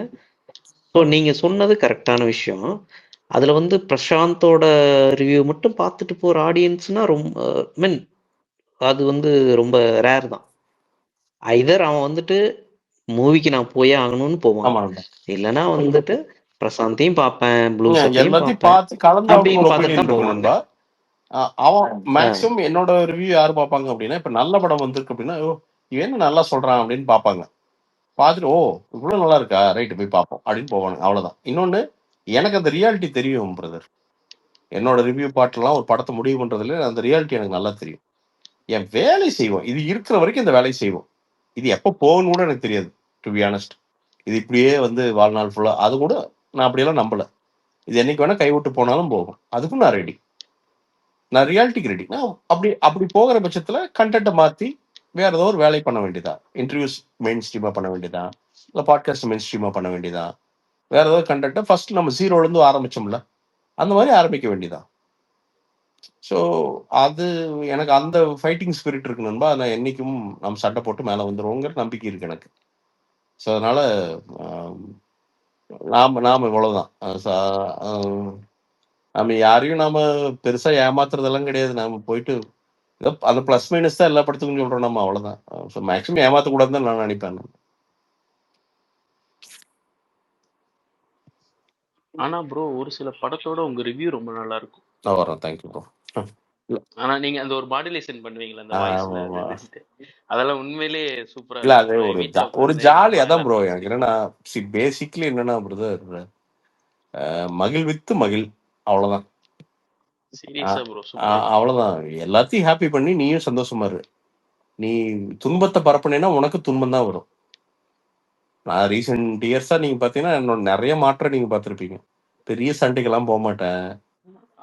பெருசா பெரிய கான்ட்ரவர்சி, எனக்கு கான்ட்ரவர்சிலேயே நம்பிக்கை இல்லாம போயிடுச்சுன்பா. ஏன்னா நம்ம வாழ்ற வாழ்க்கை, எங்க அப்பா எனக்கு 66 வயசு தான் வாழ்ந்தாங்க, எனக்கு 39. எங்க அப்பாவோட ஏஜ் போட்டுக்கிட்டா 40 வந்து எனக்கு ஏப்ரல் 28 40. ஸோ அங்கிருந்து 26 வருஷம் தான் என்னோட வாழ்க்கை. சரி அதை தாண்டி வாழ்ந்தா சூப்பர், பட் நான் எங்க அப்பாவோட ஏஜ் நான் வச்சுக்கிறேன்னு வச்சுக்கோங்களேன். ஸோ 26 இயர்ஸ் தான். அதுக்குள்ள என்ன நண்பா நம்ம என்ன அப்படி என்ன பண்ணிடுறோம்? இந்த பணம் எல்லாம் எதுக்கு சம்பாதிக்கிறோம்? எனக்கு ரொம்ப சிம்பிள், அம்மா தங்கச்சி இவங்க செட்டில் பண்ணிட்டா முடிஞ்சது, அவ்வளவுதான். என்னைக்கு கடன் இல்லாம அவங்க எல்லாம் செட்டில் பண்ணிடணும், அன்னைக்கு I am the happiest man in the world, அவ்வளவுதான். That's it. அதுக்கப்புறம் நான் ஜாலியா மெதுவா ஒவ்வொன்றா பண்ணிக்குவேன். நான் அது வரைக்கும் ஓடுவேன், நான் காசை நோக்கி ஓடுவேன், வேற வழி இல்லை. ஏன்னா என்னோட கடமை, நான் குடும்பத்தோட ஹெட்டா, அது என்னோட கடமைன்னு நான் நினைக்கிறேன். பிரசாந்த் பிரதர், ப்ரோ இவரு நம்ம நண்பர் தான். சரி ஏதோ பேச வந்தாரு, ஒரு மிஸ் அண்டர்ஸ்டாண்டிங் ஆயிடுச்சு உங்களுக்குள்ள. நானும் பேக் டு வரல. ஓகே. அது ஓகே. பேசுன டோன் பிடிக்கல. ஓகே பரவாயில்ல. Sorry bro, Praveen bro active வரல, நான் வேற. சொல்லுங்க ப்ரோ. இல்ல அவர்கிட்ட ஆக்சுவலி நான் இது கேட்க வந்தேன்னா, எனக்கு அவர் பேசுனது கேட்கல, அவர் பேச ஸ்டாப் பண்ணிட்டாருன்னு எனக்கு விட்டு கேட்டுச்சு. Okay just miss understanding. சொல்லுங்க ப்ரோ. அதுக்கப்புறம் அவர் பேசியிருக்காரு என்னன்னா, இல்ல அவர் ட்வீட் போட்டிருந்தாருல, இந்த மாதிரி அரசியல் வந்துட்டு மற்ற கட்சிகளும் மாதிரி தான் நம்மளும் பண்றோம் அப்படின்னு சொல்லிட்டு. ஸோ அதுக்கு தான் நான் கேட்க வந்தேன். இப்போ நம்ம இப்போ எவ்வளவு நாளா வந்து களத்துக்கு வரல அப்படின்னு நம்ம வந்துட்டு இப்போ தாவேக்காவை கேட்கிற ஒரே ஒரு கேள்வி அதுதான். ஸோ அப்படி இருக்கும்போது வந்துட்டு நம்ம களத்துக்கு வந்தா இந்த மாதிரி நெரிசல் வரதாங்க செய்யும். இப்ப அதுக்காக வந்து நம்ம உட்கார்ந்து உங்க தலைமையில மாவட்ட செயலாளர் வந்து அப்பாயின்ட் பண்ணா ரோட்டை பறிப்பீங்களா? அதான் நெரிசல். அதான் களத்துக்கு ப்ரோ. அன்னைக்கு மேலூர் டோல்கேட்லயும் இதே மாதிரி தான் மறிச்சதோ பண்ணிட்டு இருந்தாங்க. அதான் களத்துக்கு வரதா சொல்லிட்டு. மத்த கட்சி என்ன பண்ணுவான், நான் வந்து மாவட்ட செயலாளர் ஆயிட்டேன் அப்படின்னு அனௌன்ஸ் பண்றக்காட்டி மக்களை கஷ்டப்படுத்துவான். அதாவது விஜயன் என்ன பண்றாரு, மக்களுக்கு தொல்லை கொடுக்க கூடாதுன்னு தான் ஆபீஸ்க்குள்ளதான் எல்லா வேலையும் பண்றாரு. அவர் போயிட்டு வந்து பாத்தீங்கன்னா பப்ளிக்கா வச்சு போட்டு தேவையில்லாத அனௌன்ஸ்மெண்ட்ஸ் பண்ணி கல்யாண மண்டபத்தில் கூட வைக்கலாம், வச்சா அந்த ரோடு பிளாக் ஆகும். அப்படி பண்ணாம எல்லாத்தையும் ரொம்ப சிம்பிளா வச்சு மக்களுக்கு எந்த தொந்தரவும் தராம தான் அவரே நிகழ்ச்சிகள் பண்றாரு. அப்படிங்கிறப்போ அதுதாங்க தொந்தரவு வந்துடக்கூடாதுன்னு இப்ப அப்படி பண்ணா என்ன சொல்றாங்க, களத்துல வந்து அரசியல் பண்ண மாட்டேங்கிறாங்க விமர்சிக்கிறாங்க. இங்க நல்ல அதுக்கும் இன்னைக்கு நடந்ததுக்கும் சம்பந்தமே கிடையாது. அந்த வித்தியாசமா தெரியுது உங்களுக்கு? களத்துல இப்ப நான் என்ன பண்ணணும், மாவட்ட செயலாளர் அறிவிச்சிட்டாங்க. மாவட்ட செயலாளர் அறிவிச்சா தேங்க்ஸ் சொல்லிட்டு வீட்டுக்கு போங்க, அவ்வளவுதான். தேங்க்ஸ் சொல்லிட்டு வீட்டுக்கு போய் நாங்க எப்படிதான் வந்து வெளியில வந்து நம்ம ஒரு கட்சி என்னது உட்காருங்க, உங்களுக்குன்னு ஒரு வலையொலி இருக்கும், யூடியூப் எங்க சேனல் தரணும் இருக்கும். தனியா ஒரு மண்டபத்தை அனௌன்ஸ் பிடிச்சு பண்ணுங்க, உள்ள அது போய் எப்படிங்க யூடியூப் பேசுங்க ப்ரோ. சேனல் எப்படிங்க ஆஃப்லைன்ல அனௌன்ஸ் எப்படிங்க பண்ணுங்க. தெரியும்? அதான் யூடியூப் சேனல் வந்துட்டு இப்ப எல்லாருக்கும் யூடியூப் சொல்றாருல சேனல் பிரைவேட் இல்ல. ஸ்பேஸ் தப்பு எதுவுமே இல்லையா? பிரதர், இந்த மாதிரி இல்ல ஆட்டிடியூட் தப்பு பிரசாந்த் தான் ப்ரோ, பிரதர். ஒரே இல்ல ஒரு இல்ல சின்ன ஒரு இது மட்டும் நிமிஷம், சொல்றேன். இல்ல நீங்க முடிச்சிடுறேன். சொல்றது மக்களுக்கு வந்து இல்லங்க தொந்தரவு ஒரு இல்லாம நிமிஷம் இருங்க. சோலை பிரவீன் ரொம்ப தெளிவா தெரிஞ்சுங்க. You are not the official representative of TVK. இதுதான் உங்க ரெப்ரசன்டேஷன்னா நான் நாளைக்கே ஜெகதீஷ் ஃபோன் பண்ணி கேட்கறேன். நான் நீங்க ஓகேங்க. நான் என்ன இப்படிதான் கேக்குறேன்னா, அரகண்டா எப்படி டீல் நம்ம பண்ணுவீங்களா களத்துல அப்படின்ட்டு அரசியல் எப்படி நாளைக்கே நான் பண்றது? அதை கேட்கறேன் அவர்கிட்ட. நான் இல்லைன்னா இல்லங்க, நான் உங்ககிட்ட கேள்விதான் கேக்குறேன். இல்லங்க, எப்படி அரசியல் இதுவே பண்றது? ஸ்பேஸே தப்புங்க. ஒதுக்க அது முடியாதுல்ல. எதைதான் பண்ணுன்னா ஏங்க, அவன் வந்து ஒரு நியூஸ்ல வர்ற அளவுக்கு வந்து பாத்தீங்கன்னா உட்காந்து ரோட்டை மறிச்சு டிராபிக்கை மறிச்சுதான் நீங்க வந்து உங்களோட அனௌன்ஸ்மெண்ட் பண்ணணுமா? மாவட்ட செயலாளர் அப்பாயின்மெண்ட்டை ஒரு பொதுமக்களை கஷ்டப்படுத்தி தான் அந்த அனௌன்ஸ்மெண்ட் வந்து வெளியில தெரிவிக்கணுமா? இல்ல அது அனௌன்ஸ்மெண்ட் இல்லங்க. அவர் வந்து அவங்களோட திருப்பி அவங்க தொகுதிக்கு வரும்போது மக்கள் வந்து வரவேற்கிறாங்க அவரை. என்ன அவர் மக்கள் என்ன வரவேற்கிறாங்க வந்து அங்க பாருங்க. எப்படி என்ன பண்ணணும்? கிரவுண்டுக்கு எங்கேயா போயிட்டு எல்லாருமே என்னத்த கிரவுண்ட்ல மக்கள் உட்கார வச்சு தனியா ப்ரோ, கிரேடுட்டு பேசணுமா? மக்கள் அவர் வரவேற்கிறாங்களா? வந்து எலெக்ஷன்ல இன்னும் ஜெயிச்சு வரல ப்ரோ. இல்ல ப்ரோ, சோலை அவர் பிரவீன். அவ்வளவு நேரம் எவ்வளவு நாள் அவர் வந்துட்டு ஐய தம்பி, உழைச்சிருக்காருன்னா அவருக்கு அந்த போஸ்டிங் இல்ல தம்பி, கிடைக்கும்போது நீ வந்து வந்திருக்கிறாரு. அதிமுக திமுக மாதிரி பேசிட்டு இருக்க. நீ தப்பான ஆட்டிடியூட் ப்ரோ. நான் ஒன்னு சொல்லவா? நீங்க அதாவது மக்கள் இப்ப வந்து நீங்க யாரும் சொல்றது தப்பான தப்பான attitude. ஆட்டிடியூட். இல்ல பிரசாந்த் ப்ரோ, கிடையாது. இல்ல ஒண்ணு இல்ல ப்ரோ. அதனால இப்ப கிடையாது. நீங்க மக்களே இப்ப நீங்க சொல்ற டிவிக்கு பாயிண்ட் வந்தாங்க, எனக்கு புரியுது. அவ்வளவுதான். மக்களுக்கு வந்து எந்த இடையூறாலும் இல்லாம பண்றதுதான் கரெக்டான மெத்தடு. ஓகேவா? நான் இல்லைன்னு சொல்ல. இப்ப நான் அதிமுக திமுக மாவட்ட செயலாளர் வந்து நான் அரசியல் கவனிக்க ஆரம்பிச்சதுக்கு அப்புறம் தான் எனக்கு தெரியுது. ஓகேவா? இப்ப எங்க மாவட்டத்துல யார் மாவட்ட செயலாளர், யாரு அதுக்கு முன்னாடி எனக்கு ஒரு சில பெரிய லீடர்ஸ் மட்டும் தெரியும். இப்ப நீங்க திருச்சினா ஒரு லீடரு, அந்த மாதிரி ஒரு ஒரு ஊருக்கு ஒருத்தர் தெரியும். ஆனா இப்ப நான் என்ன சொல்றேன்னா, இப்ப டிவிகே மாதிரி ஒரு புது கட்சி ஃபர்ஸ்ட் போஸ்டிங் அனௌன்ஸ் பண்ணும் போது இந்த மாதிரி ஒரு இது பண்ணலாம். உங்களுக்கு இப்ப நியூஸ்லயாவது வருது பாத்தீங்களா? இப்ப அது கெட்ட இதுவோ தப்போ இதுல என்ன ஆகும் நீ நினைக்கிற? இப்ப இதனால கட்சிக்கோ இது மத்தவங்களுக்கெல்லாம் நல்ல பேர் கிடைக்கும் நீ நினைக்கிறியா? மக்கள் ஃபர்ஸ்ட் ஒப்பீனியன் என்ன தெரியுமா வரும்? டேய் இவனுங்களும் அவனுக்கு தானாடா, இதுதான் ஃபர்ஸ்ட் வரும். இதுதான் வரும். இல்ல ப்ரோ, அது கரெக்ட். நீங்க சொல்றது திமுக அதிமுக மாதிரியா அப்படின்னு சொல்றது புரியுது. எப்ப தெரியுமா நல்ல பேர் வரும்? நல்லா தெரிஞ்சுங்க. இல்ல இப்ப எனக்கு சீமான் கட்சியிலயோ இல்ல கமல் கட்சியிலயோ இல்ல யாரு வந்து வேற அரசியல் பண்ணலாம்னு வந்தாங்களோ அவங்க மாவட்ட செயலாளர் எனக்கு கடைசி வரைக்கும் தெரியாது இல்ல ப்ரோ. இப்போ வரைக்கும் அவங்க மாவட்ட செயலாளர் எனக்கு தெரியாது. இல்லைங்க, ஐயோ தேவையில்லை. ஏன்னா அவன் வந்து கட்சியோட மாவட்ட செயலாளருங்க, மக்களோட மாவட்ட செயலாளர் கிடையாது. கரெக்டுங்களா? அவன் அரசாங்க பதவி கிடையாது, அது ஒரு கட்சி பதவி. அது எக்ஸாக்ட்லி பிரதர்.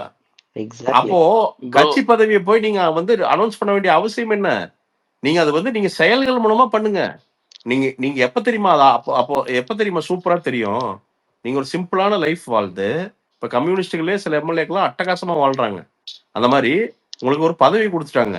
இங்கிருந்து எலெக்ஷன் வரைக்கும் ஒரு 20 காரியங்களை பெருசா பண்ணுங்க. ஆட்டோமேட்டிக்கா நியூஸ் வந்து கவர் பண்றாங்க. இதுல என்னங்க இருக்குது? நீங்க அதுவும் அனௌன்ஸ்மெண்ட் தாங்க. அது எல்லாருமே பாராட்டுவோம். நீங்க நம்ப மாட்டீங்க. இதே மாதிரி கோவையில ஒரு மாவட்ட செயலாளர் வந்து பாத்தீங்கன்னா அப்பாயின்மெண்ட் ஆனதுக்கு அப்புறம் ஒரு குப்பை மேட்டை போய் பார்த்து ஒரு பேட்டி கொடுத்திருந்தார். இப்படி இருக்குது, ரொம்ப நாளா இந்த பிரச்சனை இருக்குது, நாங்க வந்து போராடுவோன்னு. நான் அதுக்கு வாழ்த்தி போட்டிருந்தேனே. அதெல்லாம் பார்க்க மாட்டீங்களா?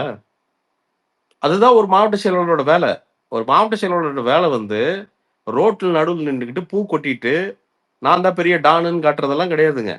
ஒரு மாவட்ட செயலாளரோட வேலை வந்து பதவியை வாங்கிட்டு 120 பேரும் ஒவ்வொரு மாதிரி பதவியை வாங்கிட்டு போன அடுத்த நொடி ஒரே மாதிரி இருக்க மாட்டாங்கல்ல. இல்ல தலைவா, எல்லாரும் அப்படித்தான் இருக்கணும். ஏன்னா அதுதான் ராணுவ கட்டுப்பாட்டுடைய கட்சி. நம்ம அப்படின்னு தான் வர்றோம். இங்க நம்ம தேர்தல் அரசியலுக்கு எப்போ எதுக்கு வர்றோம் அப்படின்னா, நாம் வந்து கட்டுப்பாடுடைய மக்கள் சிந்தனையுடைய ஒரு கட்சி. ஏன்னா அது இல்லைன்னா நாங்க அதிமுக திமுகவே ஏதோ ஒன்று சூஸ் பண்ணிட்டு போயிருவோமே. தாவக்க தேவையே இல்லையே நமக்கு. உங்களுக்கு புரியுதுங்களா பிரதர்? ஒன் மோர் பாயிண்ட் நான் ஆட் பண்ண விரும்புறேன். நீங்க இந்த மாதிரி நீங்க பண்றது வந்துட்டு பிரதர், இது நீங்க அதான் அண்ணன் சொன்ன மாதிரி அதிமுக அந்த திமுக மாதிரியே தான் இருக்கு. பட் அதுக்கு மேல இப்ப டிவிக்கா அது விஜய் சார் வந்து ஓபன் பண்ணியிருக்காருன்னா அதுக்கு எல்லா சைடுல இருந்து சப்போர்ட் வருதுன்னா அதுக்கு அந்த சப்போர்ட்டை நீங்க வாங்கி தான் பார்க்கணும் முடிய அந்த முன்னாடி இருக்க கட்சிகள் பண்ற அதே பண்ற விஜயனுக்கு சப்போர்ட் வர காரணமே என்ன தெரியுங்களா? ரொம்ப சிம்பிள். என்னன்னா அவர் யாரையும் தொல்லை பண்றது இல்ல, அனாவசிய அரசியல் பண்றது இல்ல, பொதுமக்களை அவர் டிஸ்டர்ப் பண்ணணும்னு நினைக்கிறதே இல்ல. ரொம்ப சிம்பிள். இந்த மாவட்ட செயலாளர்கள் எதுல இருந்து எக்ஸாம்பிள் எடுத்துக்கலாம்னா, விஜயனுடைய அந்த மாநாட்டுல இருந்து எக்ஸாம்பிள் எடுத்துக்கலாம்.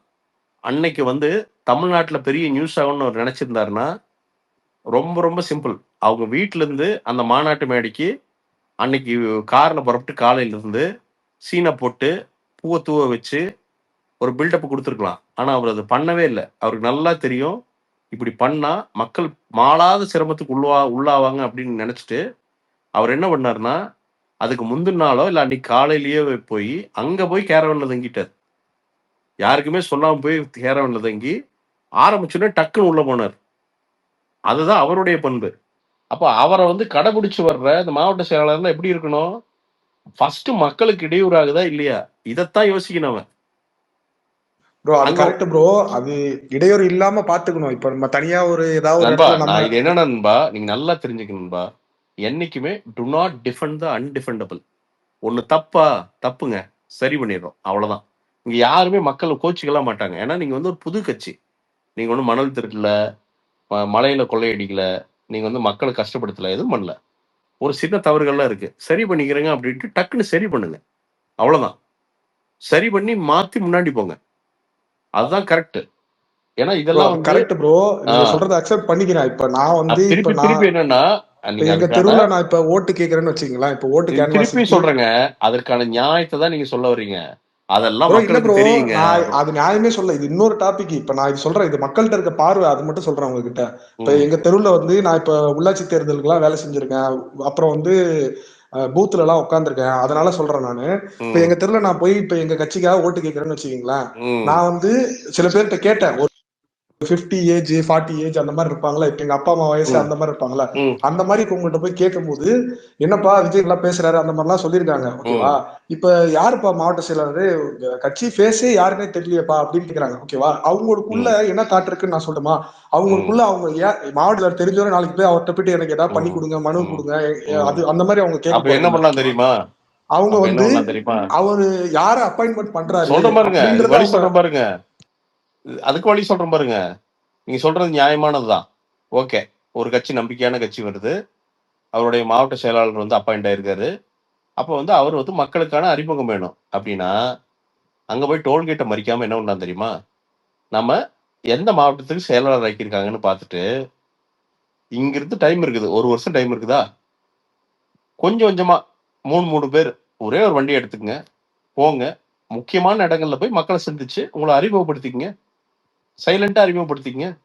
ஒரு 2 மாசம் பண்ணுங்க, நேரடியா போங்க, மனுக்களை வாங்குங்க, என்னென்ன பிரச்சனைன்னு. அம்மா நாங்க வந்து ஆளுங்கட்சி கிடையாது, நாங்க இப்பதாமா எனக்கு அப்பாயிண்ட் பண்ணியிருக்காங்க, என் சக்திக்கு என்ன பண்ண முடியுமோ அதை நிச்சயமா பண்றோமா, சிறு சிறு உதவிகளை பண்ணித்தாங்க, ஒரு சட்ட உதவி வேணுமா பண்ணித்தாங்க, ஏதாவது ஒரு ஃபார்ம் ஃபில்அப் பண்ணணுமோ பண்ணித்தாங்க, அவ்வளவுதான் அறிமுகம் அறிங்கிறது.